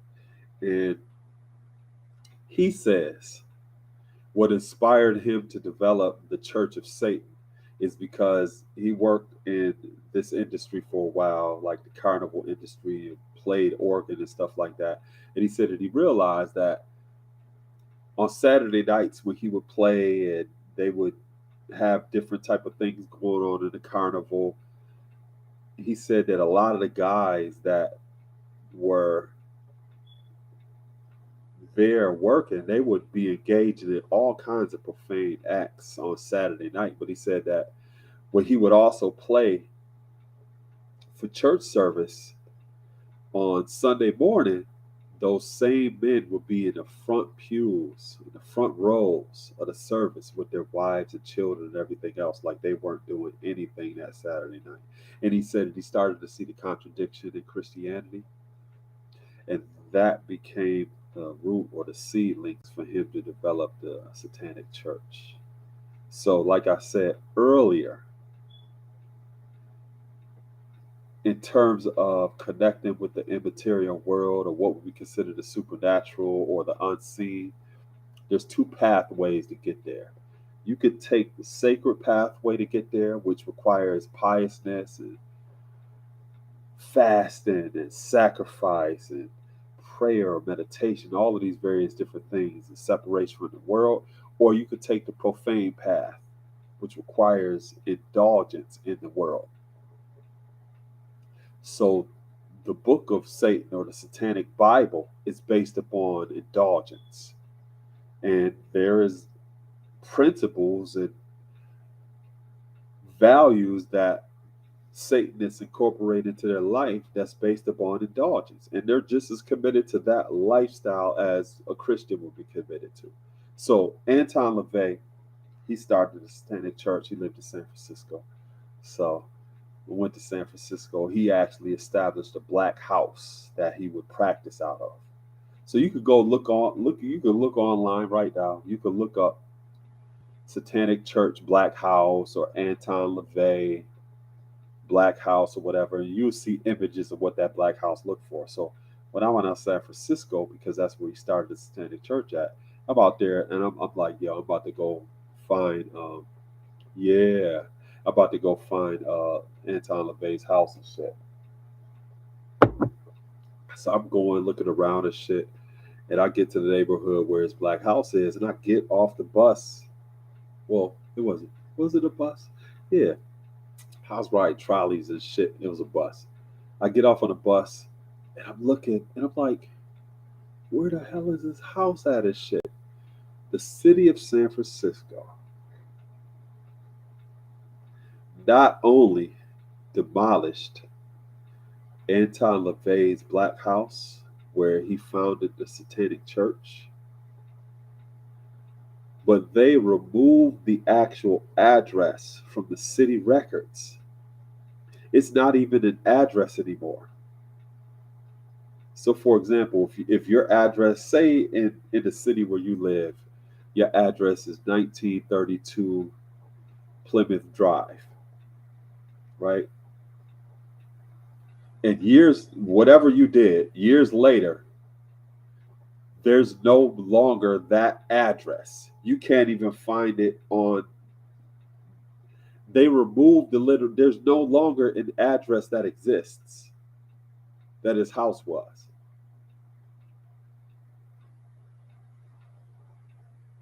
They literally removed the shit. Now, some people may say, yeah, you should have removed it. That don't mean shit. That don't mean shit. Because his influence in terms of pop culture, Sammy Davis Jr. was a Satanist. Did y'all know that? Yeah, y'all, Sammy Davis Jr. was a straight Satanist. Not undercover, not this is what I practice in secret, a publicly professed Satanist. Sammy Davis Jr. He had a lot of influence. So when you look at people like Sammy Davis Jr. or you look at people like Anton LaVey, who started the Satanic Church, you look at Aleister Crowley, who is considered like the father of sex magic, Jack Parsons, who was a disciple of Aleister Crowley, who was a brilliant scientist who started NASA.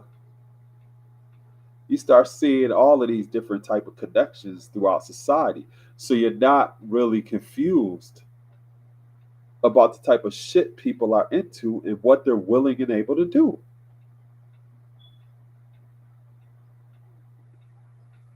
But if you're so insulated and you just around your people and going to church every week or the masjid or the synagogue and you not learning about people, you will be amazed about the type of stuff people do. But if you take the initiative to learn, yes, a lot of people are unknowingly Satanists. And you know what I used to do? I used to just, and I'm not as much as an ass that I used to be, but I used to do shit like ask people questions about like, what they believe in and all this other stuff. And I would literally cite some of the principles from the Satanic Bible, things that are taught to Satanists. And ask people like, that you believe in this, how you feel about this and third. And people would agree. And they wouldn't even realize that they agree to what is right in the Satanic Bible.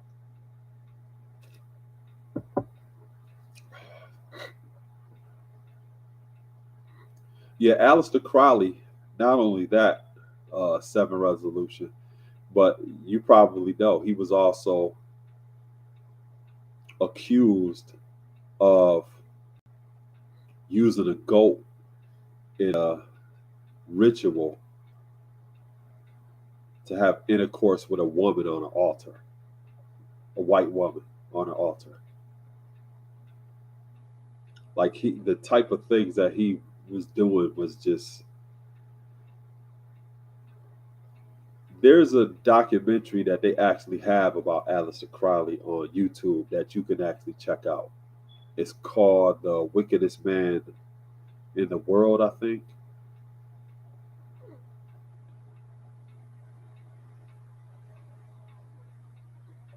Yeah.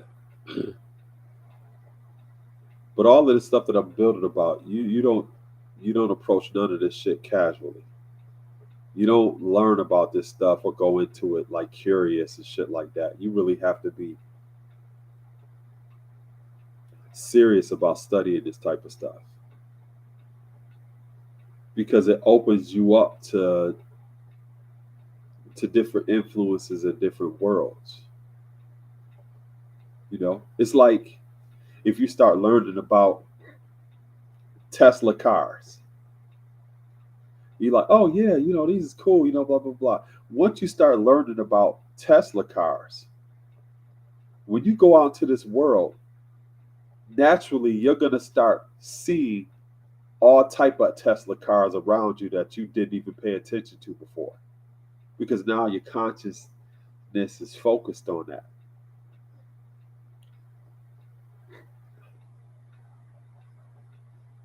Would you consider sitting back and doing the knowledge to what folks say without actively inquiring about them and their culture a more reactionary style of learning? Like just observing what spills out of their mouth. No, it's not reactionary because you're not doing anything. So let me give you an example.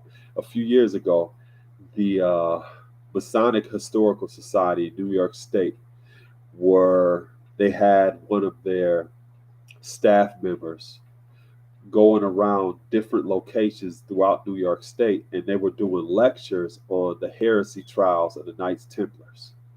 So, any of you who are familiar with the heresy trials of the Knights Templars, that's related to why why Friday the 13th is considered like a bad day or whatever, because Templars were charged with heresy against the Catholic Church. They were tortured and forced to give these testimonies that they were worshiping the devil and involved in these different type of crazy ass rituals and stuff, because the Knights Templars ended up amassing a great deal of wealth because they created basically the first banking institution.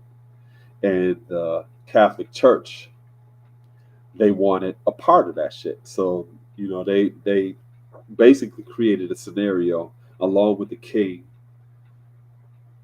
to charge them with heresy in order to take their wealth. So anyway, the Knights Templar heresy trials are the trials where the Knights Templars were giving their testimonies and basically saying that they were committing heresy and spitting on a cross and doing all this type of stuff against the church. So the Masonic Historical Society had the actual papyrus reliefs of the heresy trials. They created duplications and they were going around to different lodges within the state of New York doing lectures about the Masonic heresy trials. So I see the shit in the paper. I'm like, oh, I'm going to go check this shit out. Right? So they actually had the shit at like a local Masonic lodge. So I go there. First thing they asking me and shit when I get to the door, how'd you find out about this, all this other stuff? So I dumbed the shit down. I definitely didn't go over there talking what I know and shit, but I dumped it down and I was like, yeah, uh, um, yeah, I seen it in the paper, and it was kind of interesting because I seen the film National Treasures, and it's kind of interesting. I wanted to check it out. So I go in there and shit. And this dude gives this long ass lecture. Before he even gives a lecture, he started talking some shit about the Freemasons have no relationship to the Knights Templars, and and I'm sitting there like, Okay, so this is so important to the Masonic Historical Society that you have the actual testimonies of the Knights Templars and y'all got it in y'all archives, but y'all ain't got nothing to do with the Knights Templars. Okay, I'm saying this shit in my head, right? So I'm listening to them and they giving this long ass lecture and all this other shit. Now, for those of you who didn't know, what I said about the Knights Templars creating the first banking system and accumulating this level of wealth, and the Catholic Church, the kings of Europe wanting to take control over their shit, and then charging them with heresy against the church in order to torture them and to grab their wealth. The Knights Templars went underground. Their symbol was a skull and crossbones. They went underground, and then sometime after that, they just came out of nowhere as pirates and shit. And you saw one of the first lodges that was erected in Scotland. And okay, I got a book, Eyes Wide Shut. I have a book.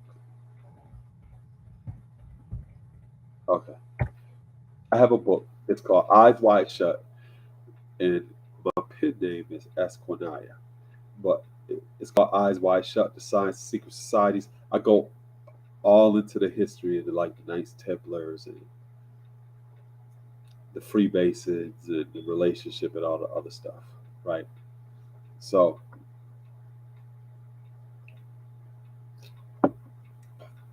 I go to this lecture at a Masonic lodge, and they telling me everything to confirm a lot of the shit that I already knew, you know. And sometimes it's like you say, a wise man can play the role of a fool, but a fool can't play the role of a wise man. Um, Let me put the link for you.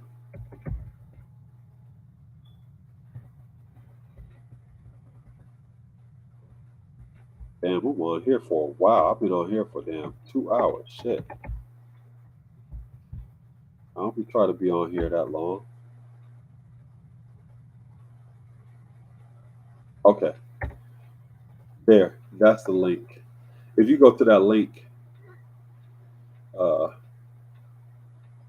and I'm gonna tell you that's one of the, and I'm not just saying the shit because I wrote it. It's one of the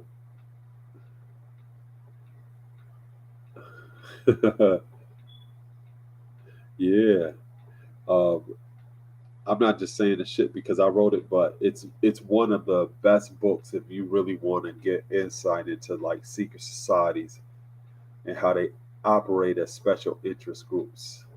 Because if you really want to learn about like occult sciences and secret societies and all that other stuff, you got to do a lot of research in various different areas. It's not all in one spot. I know that the internet and Google gives people the impression that you could just learn about shit in one spot. That's not where you really find the jewels at.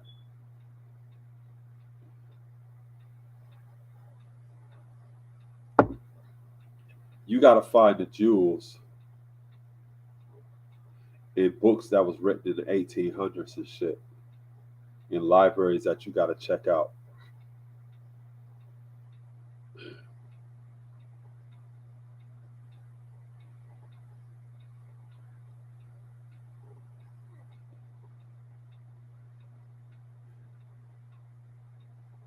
You got to find information like that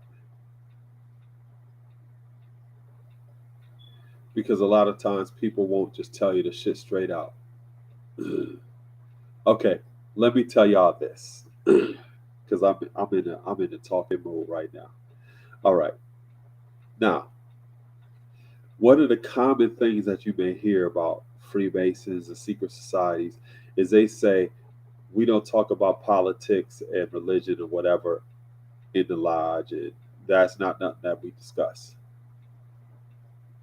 right? This is like a neutral environment. It's non-religious. It's non-political. All this other bullshit, right? And you may just sit there and say, well, yeah, okay, whatever. But there's different levels in a lodge. Even if that shit has one floor to it, you still have different floors, different levels.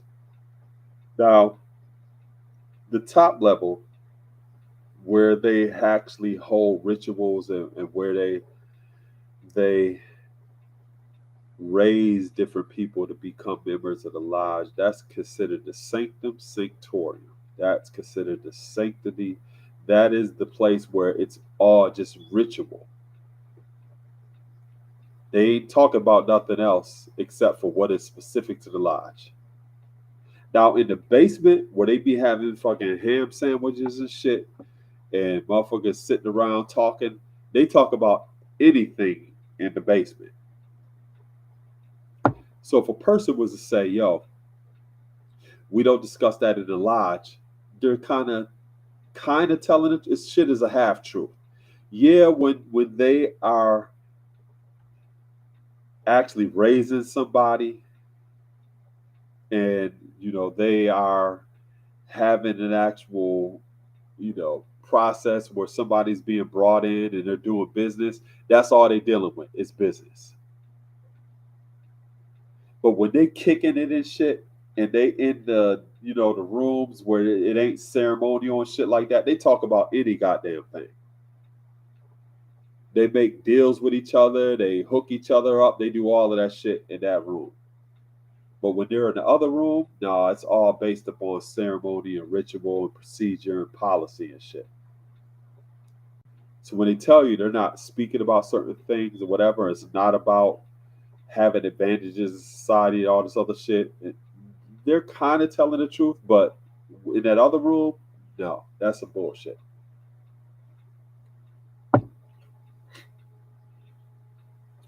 Why initiation always deals with death?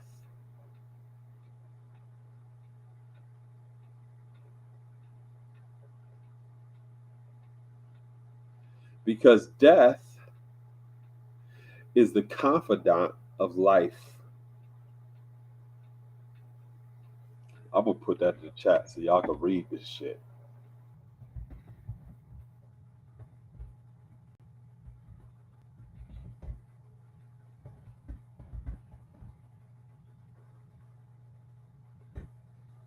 I put it in the chat so y'all can read that shit. Death is the confidant of life. You learn all the secrets of life through death. So, when you look at indigenous societies, or even people who are striving to get involved in like occult sciences and shit like that, one of the things that you always see that's common is there's two ways that they got exposed to that. Either they got exposed through it through lineage or heritage, but even if they got exposed to it through lineage or heritage, they always went through an experience where it was a near-death experience. It was some shit that they went through where they had to come face to face and confront death. Any person that you see that's a bruja or a witch doctor or whatever you want to call a person, they had that type of experience. Because that experience itself is what exposed them to the reality of life.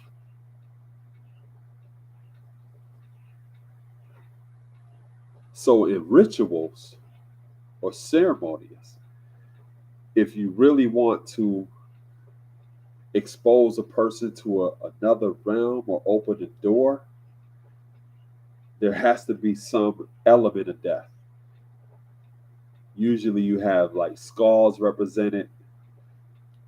This is something, okay, I'm being like really exposed right now, right? So, so my name Quinaya.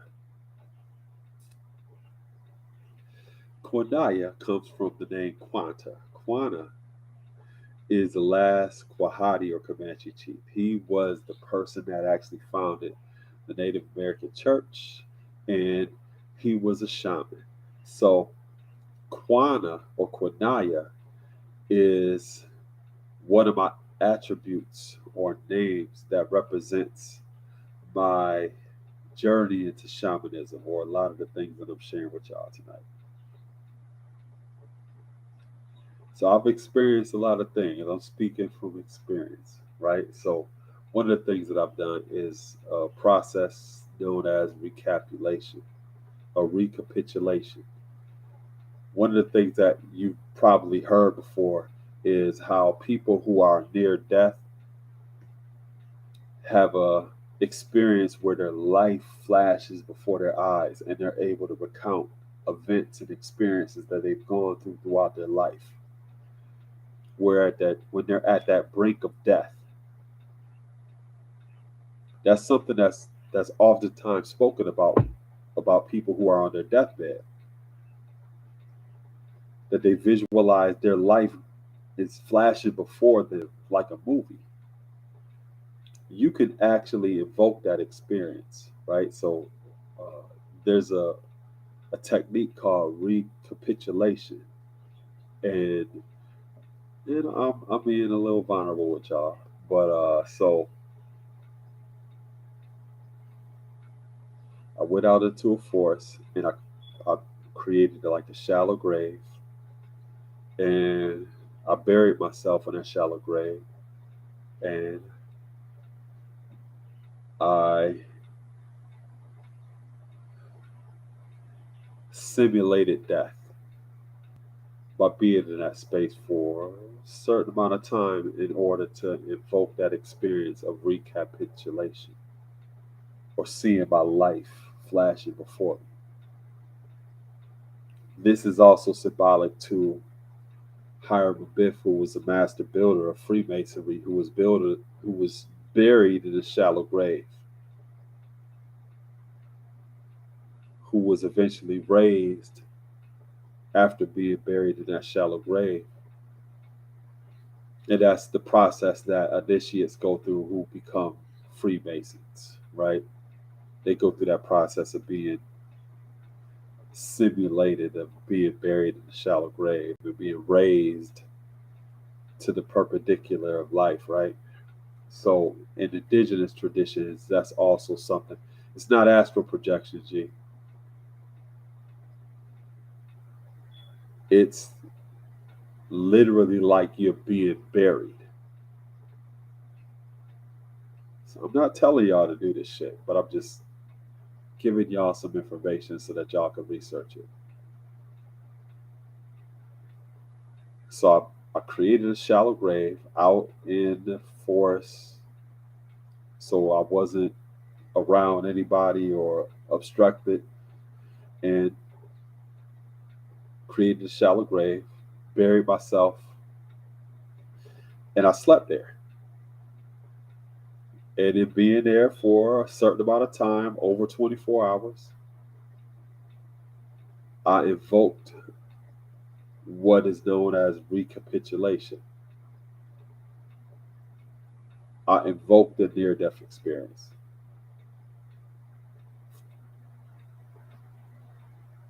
where I was able to recount and to visualize my experiences in life leading up to that point. So it was a simulation of a near death experience. A lot of some of our people in different places, we have that type of technique or tradition. So, so that's where Quinaya comes from, right? Quinaya, that is my attribute of you know, my experience in that realm. But like I mentioned, death is a confidant of life. Through death, you learn about all of the secrets of life. You learn about all of the secrets of life. Hell yeah. You got it. Carlos Castaneda. Yes. But when you learn about the the finality of life, the finite aspect of life, you can live more infinitely. So even when you hear me speak, you don't you don't hear any doubt in what it is that I say. There's a certain level of intentionality that I'm able to project in my words.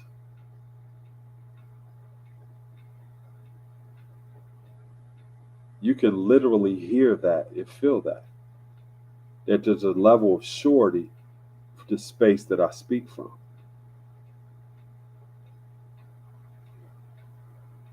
I've learned all of this.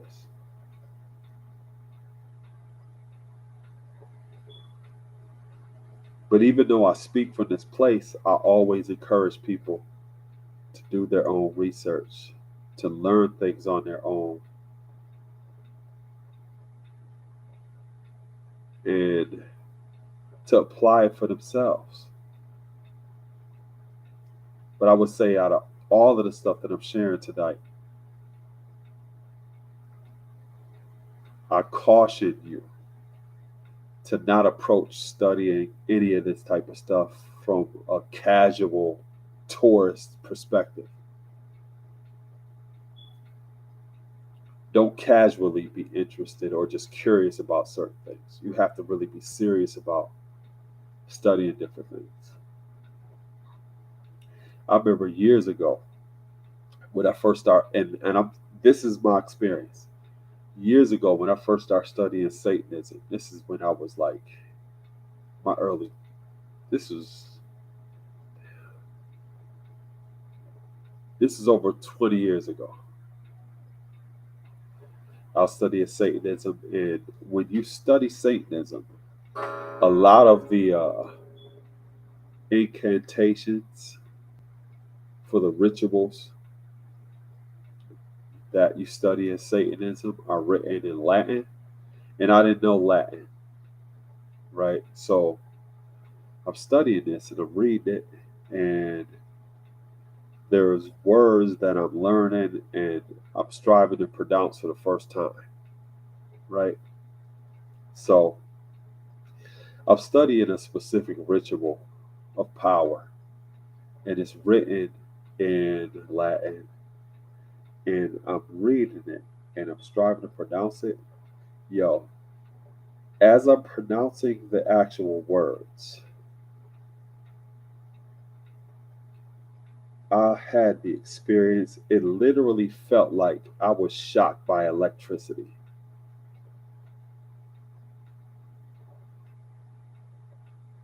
Energy shot through my body like I never experienced before. That shit scared the shit out of me because I'm just studying, I'm just reading a language that I never spoke before. And when I pronounced a certain incantation, energy shot through me like I got shocked by electricity. Yo, I closed that book and I put that shit down, and I didn't fucking study that shit for a long time because I was approaching it casually. What led me to study Satanism is the same thing that led me to study anything in life. So, as a 5%, one of the things that we say is we study the science of everything in life.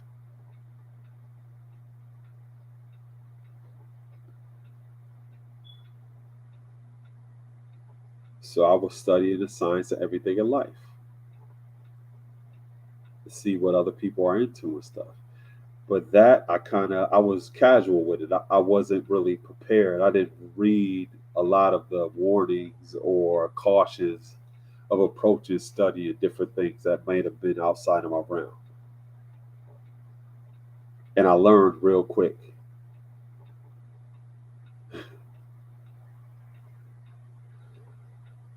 That shit scared the shit out of me.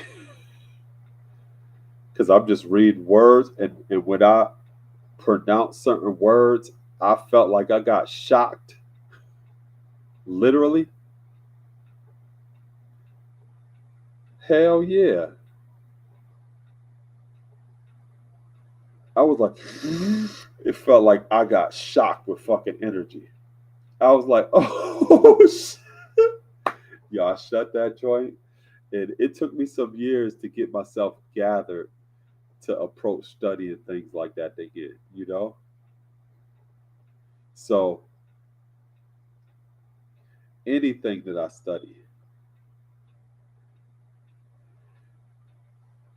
is I make sure that I approach it with a sense of respect.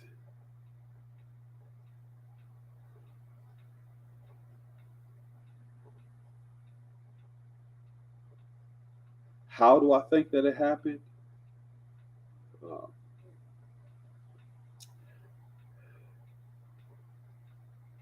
Uh, so going back to what I was saying earlier.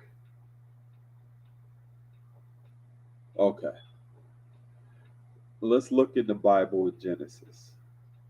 Adam, Adam is given the power to name things.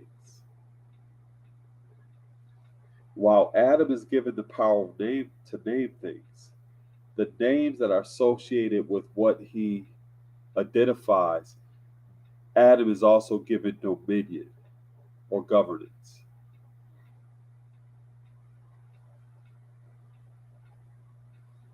So there's a relationship between naming things and governance or dominion. What were you seeking by reciting that incantation? I was just studying it. I didn't know what the fuck it is.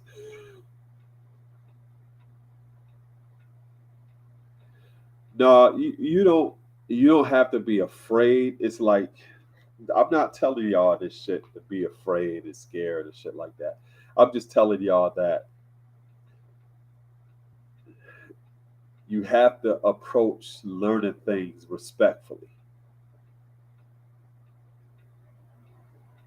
Okay, so there's a place that is in my region that's called the Van Horn Mansion, right? And it's considered like I mean, it's an old mansion, and they do like ghost hunts and shit like that there, right? So I went one time, and I didn't know how much a lot of white people was into that shit, like ghost hunts and shit. And I'm talking about they was like they purchased and invested in like thousands of dollars worth of equipment to try to substantiate and identify like life forms that's beyond the physical plane. I didn't know there was that much into it. I just went because it was a fucking tour and shit. I'm like, and obviously I'm like the only black person there, and I'm just looking around and shit. So we we go to the mansion and shit. And the first thing we do, I mean, this is a big ass mansion. First thing we do is we go down to the basement, and I'm, I'm in there with a bunch of white people, and they got shit like these radio transmitters that picks up radio frequencies in the environment.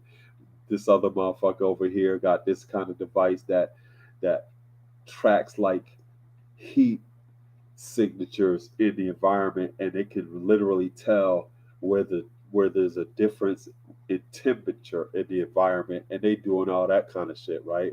I'm just sitting down in the basement in like the absolute darkest shit, like, yo, I want to see what this shit is, right?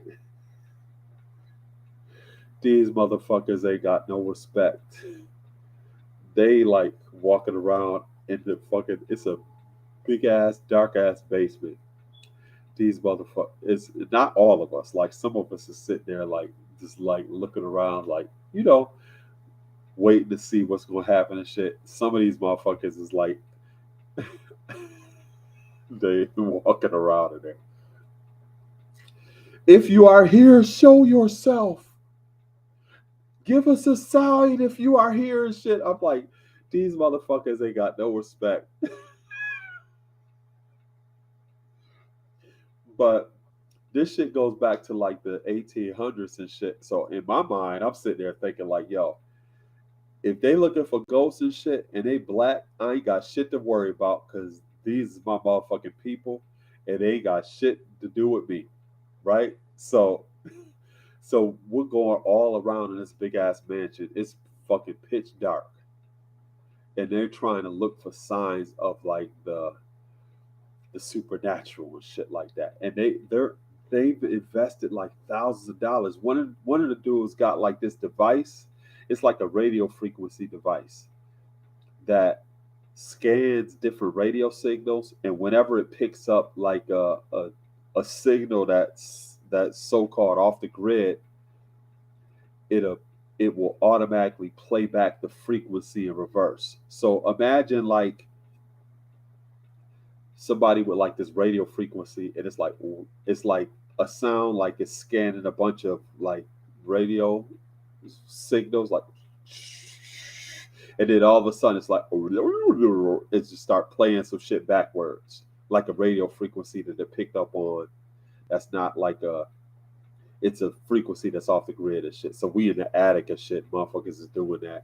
I'm just sitting there like, yo, they really into this shit. You know, it's people in there with like dowsing rods and shit. Like people are really into this stuff.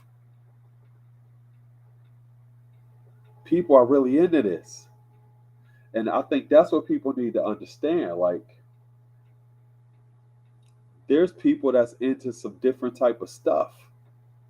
And if you just completely just don't know, you are vulnerable. And that is not to your advantage to be ignorant. And if you're afraid because you don't want to learn stuff about this, that, and the third, yo.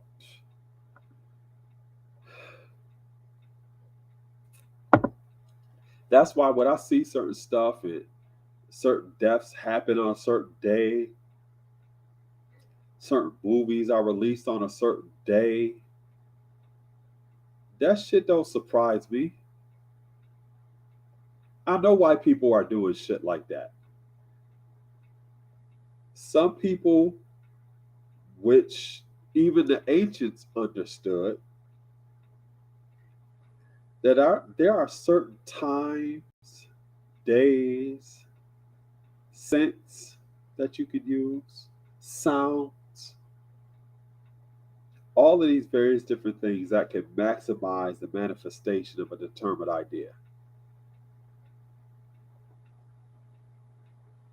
Where if you do it at a certain time period or a certain day during a certain season, or you have all of these various different elements that are combined, it gives that determined idea much more of an opportunity to be made manifest.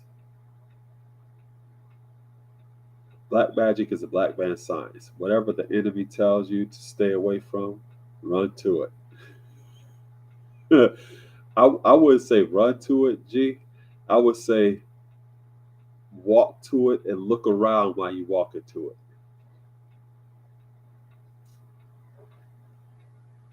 So let me tell y'all this too. When there's books that I want to take out of the public library and shit like that, or a college library, I have gloves that I wear, and I wouldn't necessarily take certain books out of the library because then the local library could track the fact that I actually took out certain books. I don't do that shit.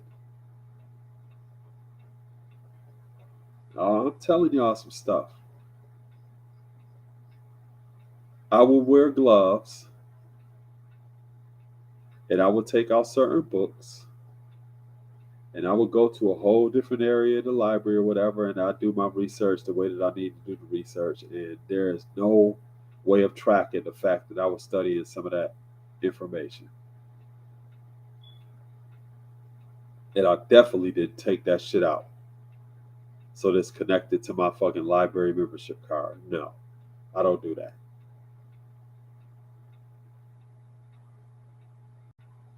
I'll go research, take notes, do whatever I need to do, and then I'm gone. And I don't do it in a routine way. I do the shit fucking randomly.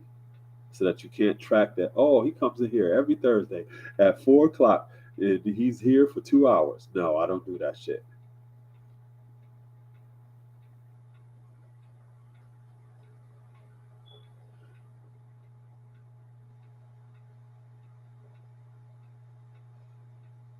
I go and I do some shit randomly and I research, blah blah blah, and that's what I do.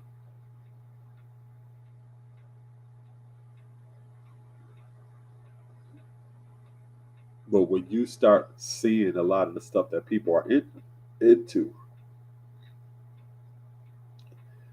you realize that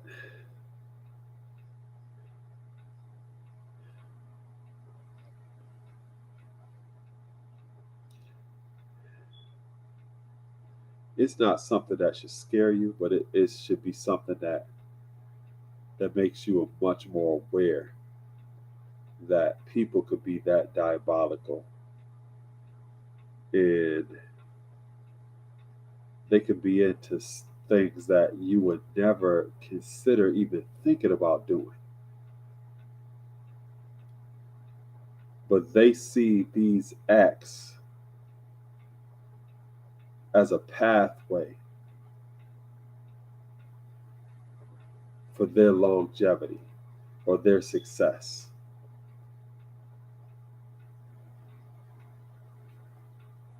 Another occultist, George Lucas, who produced all of these Star Treks. Do you know that he deliberately releases certain Star Treks films and series on a specific day because it has like an astrological significance to it?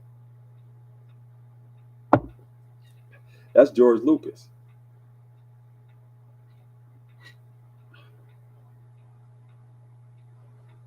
And some of us just watches the Star Trek shits like, oh yo, that's cool, yeah, they're good and shit. But he releases them at a certain time on a specific day because he has an astrological intention for that in terms of that being successful. He does that deliberately. You can research that. But you got people sitting around talking about, I don't believe in no astrology. That ain't real. This ain't this and the third. Well, other people, they're pretty invested in that. And, they're in control of a lot of resources on the planet and institutions and economies that we have to engage. And, they they're pretty into that, even though you're not. So it really would serve you some interest in learning about what that actually is, even if you ain't even into it. Don't be ignorant.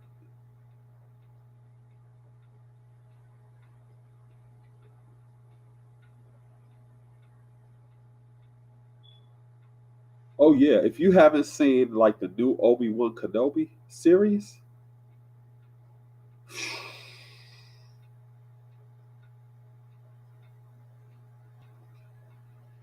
oh my god, I can't talk enough about that.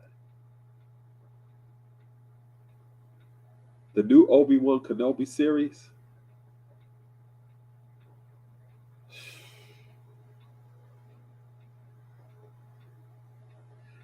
they really encapsulate who Darth Vader is and how Anakin became Darth Vader.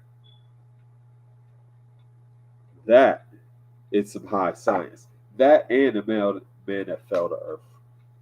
You got to see that too.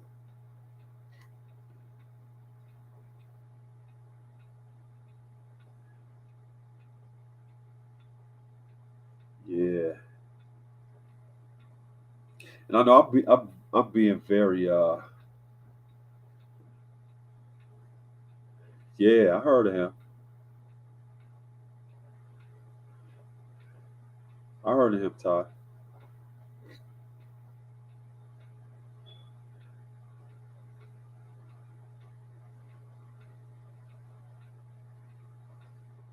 That's why with when you study like Eastern sciences, the man that fell to Earth, weird to me. Yo, it's high science.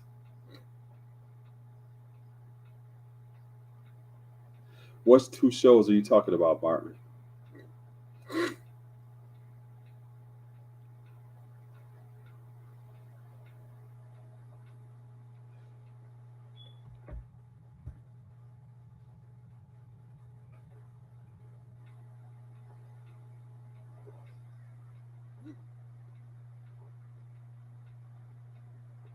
Um, Even if you look at the Doctor Strange joint,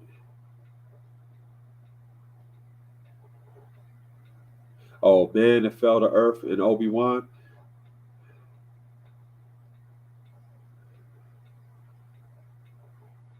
Because just in terms of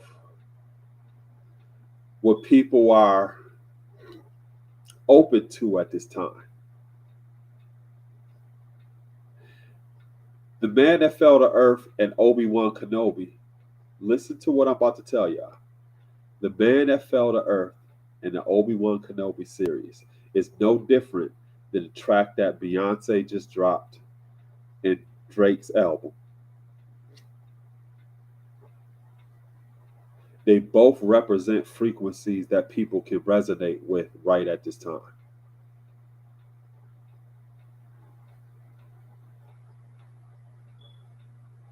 Listen to what I'm telling y'all. They both represent different frequencies that people are able to resonate with at this time. So when you look at the chronology of humanity, there is an ebb and flow in terms of interest into different spheres of endeavor. So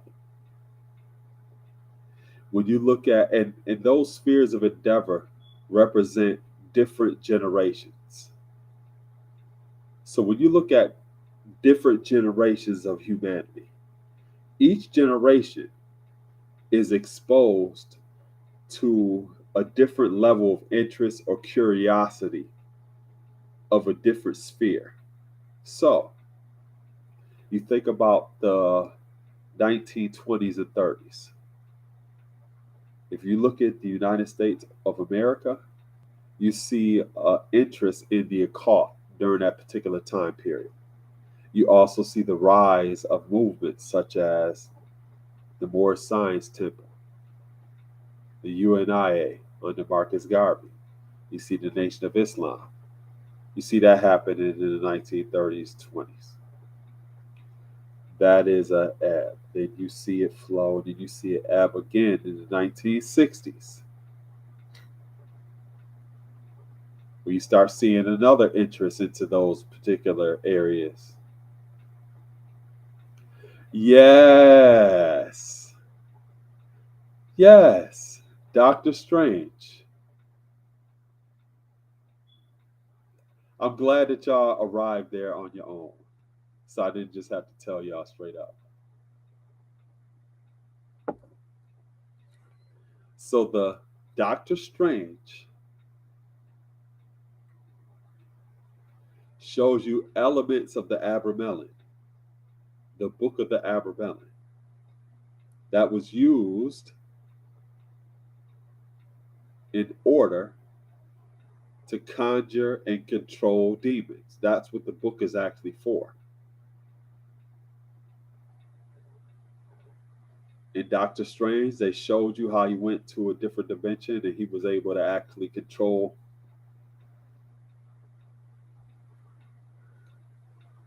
the dead, which is also considered demons when you look at it in the context of the book of the Abramelin.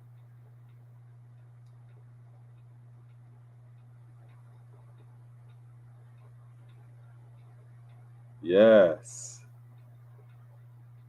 Yes. So, like in the book of the Abramelin, that is really an 18-month ritual because you have to go through stages of purification before you're even able. Yes. Stages before you're even able to perform the actual rituals to conjure the demons that you have to interrogate you so that you have the capacity to master them.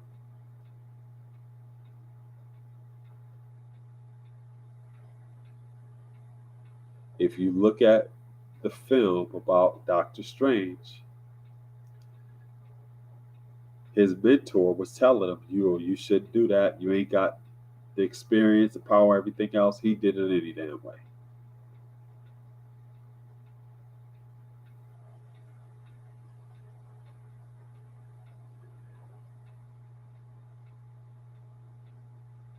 So yeah, I would say Master Farad, he dealt with a lot of different occult sciences, definitely.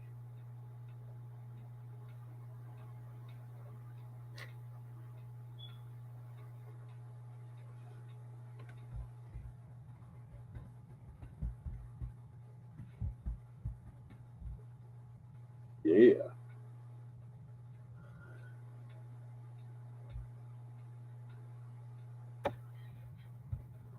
So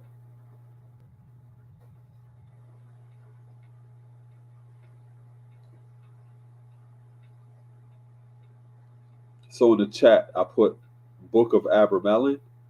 When you do some more research on that, then you would get some more insight into the new Doctor Strange movie.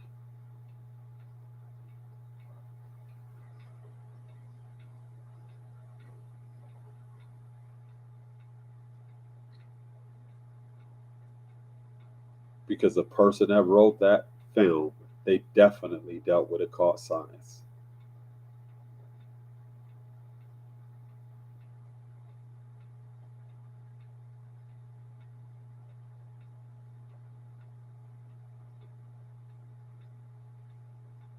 I think a lot of times people, they want to learn about a lot of things that are unknown or outside of like their realm of understanding.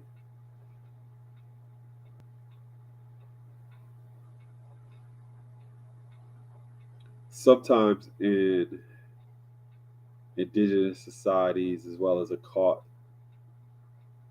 societies, they utilize psychotropic plants or substances in order to catapult catapult a person into a level of experience and understanding. I wouldn't necessarily encourage that.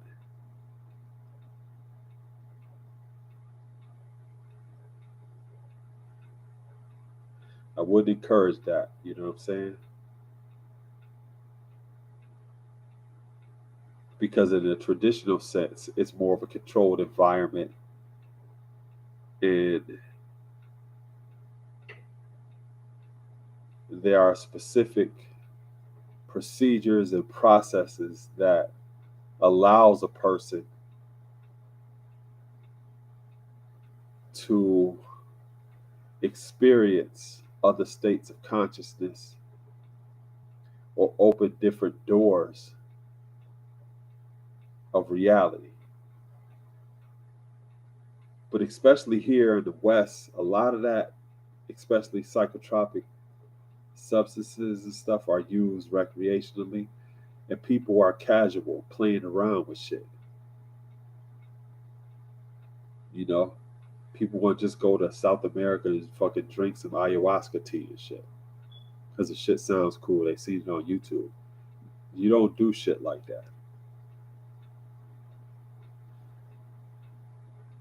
Well, that's the challenge, Omar. Speculatively, you only are gonna be exposed to certain things. As a practitioner, now you're taking an anthropological approach, or you're immersing yourself in the experience in order to fully understand what it is. Speculative doesn't allow you to really reach the understanding because you speculate. You're still an outside observer. In order to really understand what it is, you have to immerse yourself in that reality or that experience. That's a risk. I wouldn't call it a danger. I wouldn't say it's the danger, but I would say it's a risk.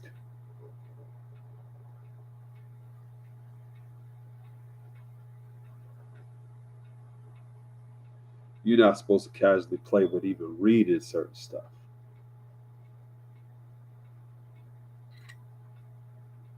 There's a level of respect and sanctity that comes along with it. And that's one thing that we unfortunately don't learn here in the Western Hemisphere. If you're approaching stuff like white people, who's kind of like, oh yeah, I'm just gonna casually go into this. Oh yeah, let me see what it is and shit like that. That's how you get fucked up. You can't approach stuff like that casually, like you a tourist and all this other shit. You got to be like, yo, let me take my time and really learn what this is. And I say like white people because that is the result of Western society. There's a lack of respect for ancient and traditional indigenous and Eastern ways. This country itself was founded upon the disrespect of indigenous teachings. And that has been embedded in this society. So people have that type of mindset. They don't really give a fuck. If something's considered hollow ground or sacred land, they just walk right in there with their shoes fucking on. And they have to be told, like, take your shoes off.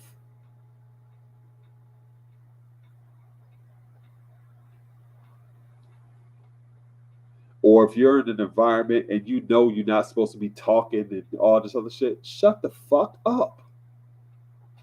Be quiet. People have to be taught that because that is the standard and the tradition of this Western society.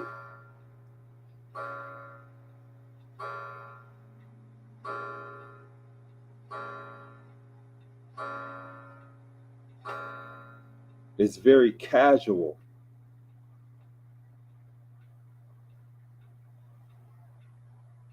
About things that are sacred.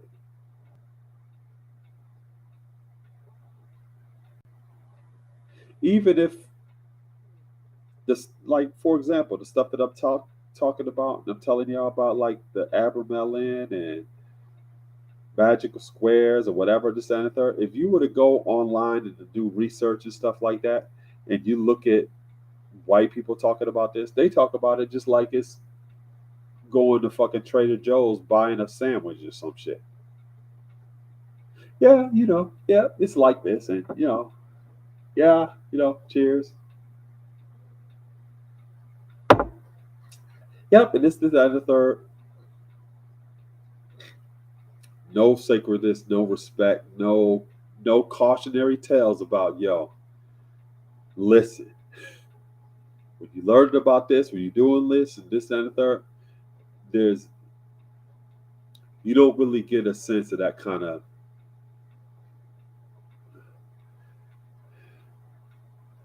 disposition. Yeah, you could get that one. Yup. 7 resolution. Yup. It's a good starter. No respect. No respect for the dead. And that's why, so think about this. When you see a lot of white people who are more connected to their ancient and indigenous roots, they have respect for their ancestors. Those who don't, when they come around us, they be saying shit like, oh, they worship their ancestors and all this other shit, blah, blah, blah, blah. It's like, yo, that's not worship of ancestors. That's respect and reverence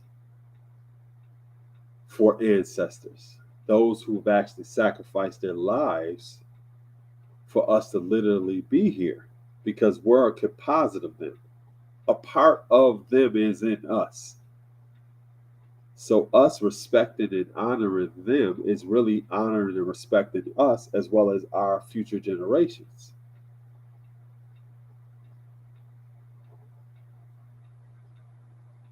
Some people got a mindset like, yo, when you bury the dead, they gone.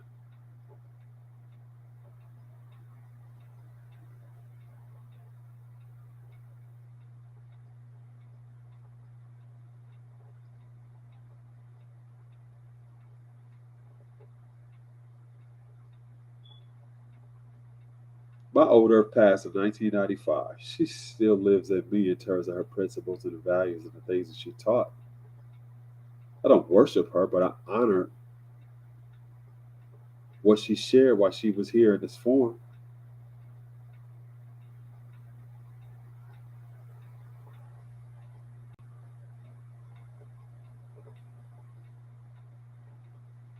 You know,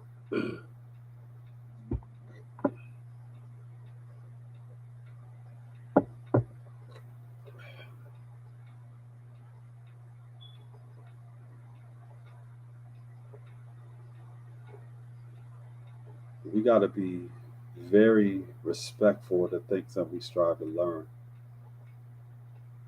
realizing that we are exposing ourselves and opening ourselves up to perspectives in life that other people's may hold just as important as we do, that we need to know about.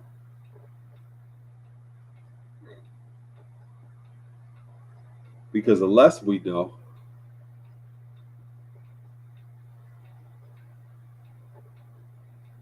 the more we are to a disadvantage of what's going on in this world.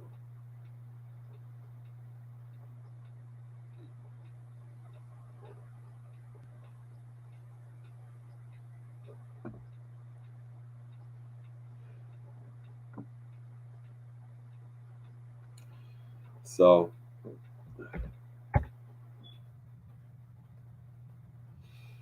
I've been on here for damn near 3 hours. I never expected to be online, period, for no damn 3 hours. But it is what it is. I'm gonna leave this up for maybe like a few days and shit, but I'm gonna delete it. But willfully, those of y'all that tuned in, I was able to share some things that you can go research on your own.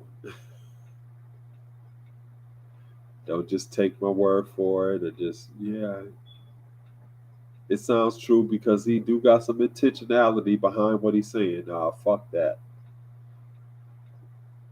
Things that I literally typed in the chat, go research that on your own. If you got questions,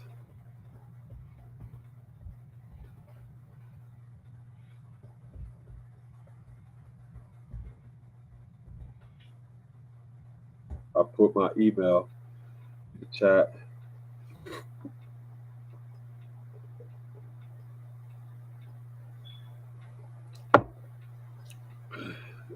And you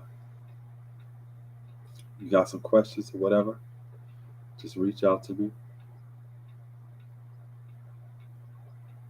Y'all got any other questions before I get off here?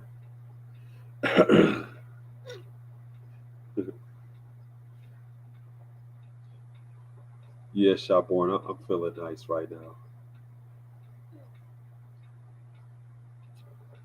Look, I'm about to like make my eyes look like I'm not feeling it. Like,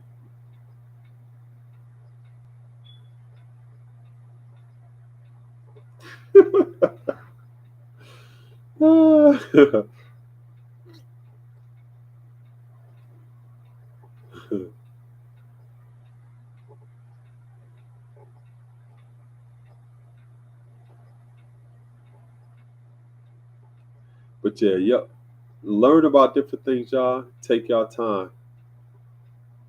Take your time, but just learn about things with a sense of respect, though. You know what I mean? Don't be learning about shit casually, like, oh yeah, I'm just curious. I want to learn about this, because you'll open up some goddamn doors and shit. And be like, oh shit, I'm here. Like, don't do that. You know what I'm saying? It's better to approach things with a sense of intentionality and respect, because that way you're more prepared about what you're exposing yourself to. And it won't be such a shock when you see and learn certain things. You know what I'm saying? Because I'm telling y'all, I did that shit before. And that shit is not a good experience.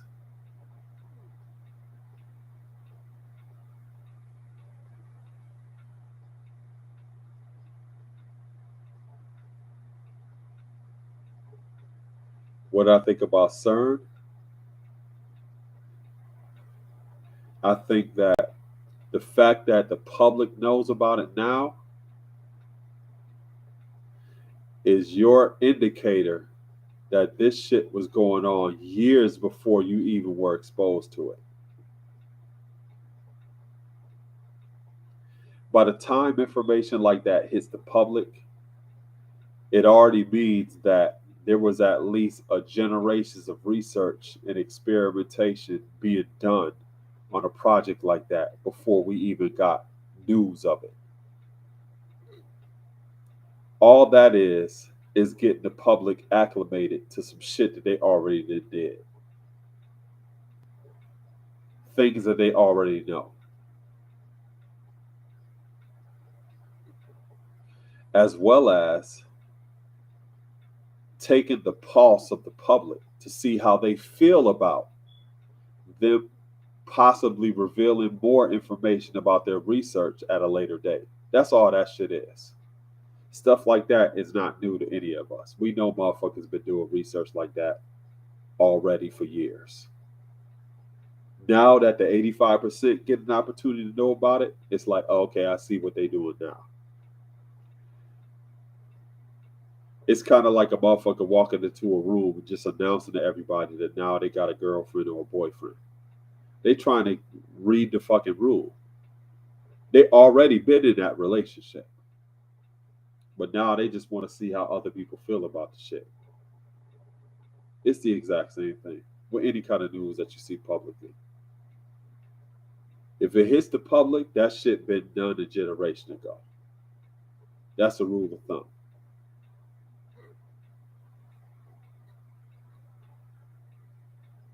It's social economic engineering.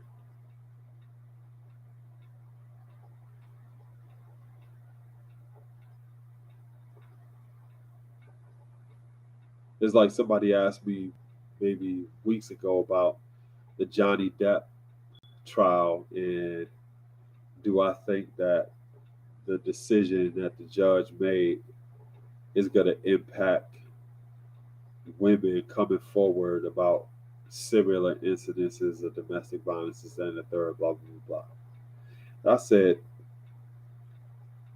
whatever the media wants you to think, that's what you're going to think. There's no real concern about the rights of women and how they feel about shit. That ain't got shit to do with it. The bottom line is always money. The bottom, in a capitalistic society, the bottom line is money. Everything operates towards that end. And when you understand that, you don't get caught up in the pageantry and in the trauma Olympics that you see on social media in terms of striving to elicit sympathy for a lot of shit that's going on.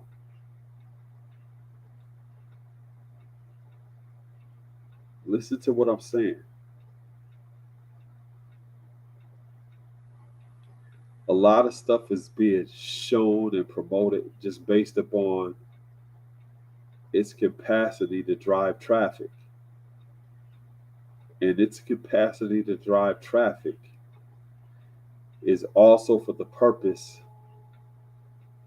of being able to monetize that traffic, whether it's negative stuff or positive stuff. A lot of times people don't really care about somebody getting shot or killed by the police, or this sex trafficking ring or child pornography ring being exposed. People don't give a fuck about that. A lot of times people just share that type of stuff for data purposes, to drive traffic, to monetize it. And they look for the next big negative thing so that they can get people's attention, so that they can drive traffic and they can monetize that. and they could become some talking head about they are a representative of some type of social justice issue. It's a game. It's a game. Shabour Muammar Gaddafi was striving to go back to the gold standard as well. That's why they assassinated him. So watch what's going to happen in Zimbabwe.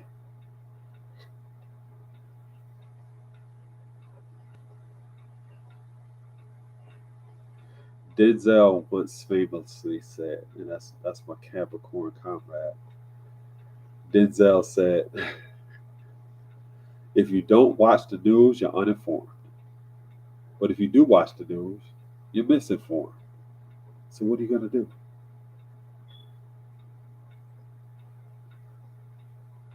You really have to ration your time being exposed to things that's going on so that you're at least informed, but you're not so exposed that you become uninformed, uninformed, apathetic, depressed, or all of these various different things in terms of being a change maker.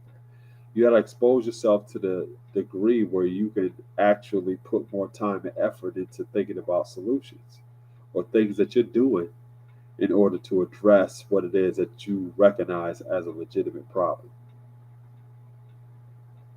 So you have to balance it like that. You know what I mean? I mean, even in this is rare for me to be on here for 3 damn hours. I just wanted to talk.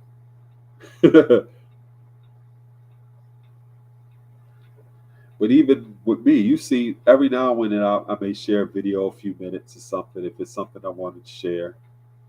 But I'm not on here all like that.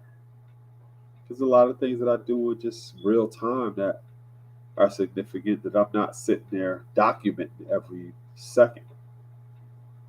Every now and then I'll share something, yo, this is something that's being done so that I can encourage, inspire, empower, educate people so that, they may think about doing some of these things in the area where they are. That's what I use the social media for. I'm not on here like this. I mean, I just felt like talking tonight. You know? But typically the real work is not here listening to me. I'm just giving y'all some information to go and look up for yourself and use that shit in your life. I'm not doing no damn 3 hour videos every fucking night or every week.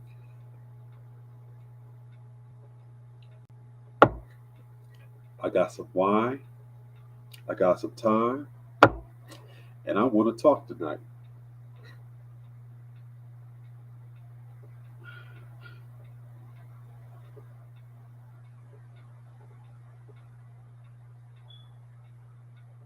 You know?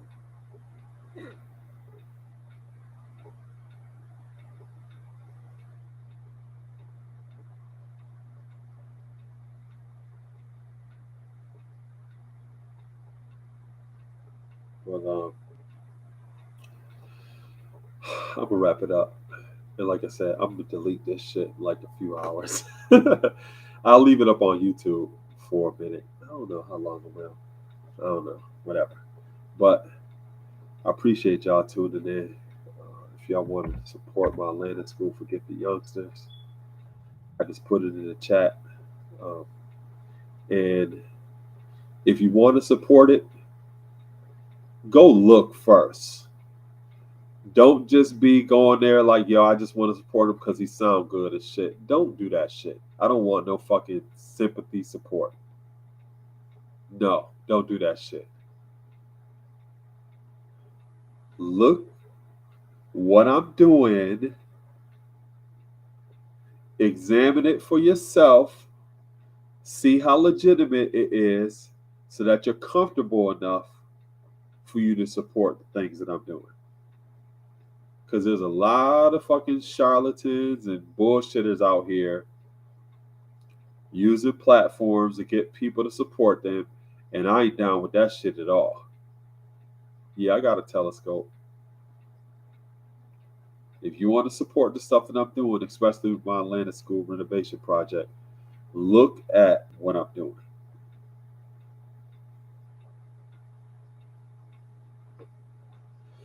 If you have to ask how it's different, you just have no clue what I'm doing. So I encourage you to go and look at. You can just Atlantis. Okay.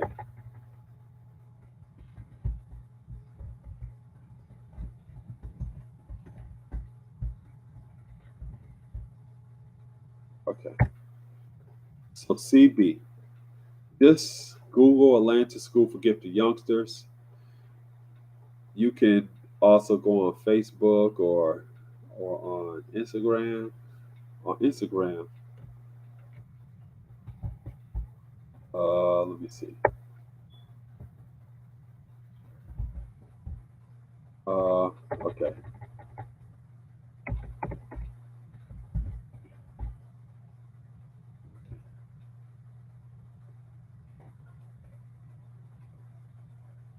Okay. Yeah, on Instagram or Facebook or whatever, you go to Add Atlantis Build, and then you can see what I'm doing here in my city.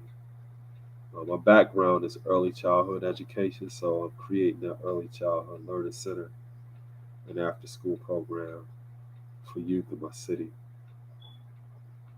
And I've been documenting the process every step of the way. So when people support my project, they can literally see exactly where it went. It ain't like it's a mystery, no shit like that. That's why I'm like, yo, if you want to support the things that I'm doing, take some time to do some research first so that you're comfortable enough to know what it is that you're actually supporting and you know exactly where it's going. So it ain't no bullshit.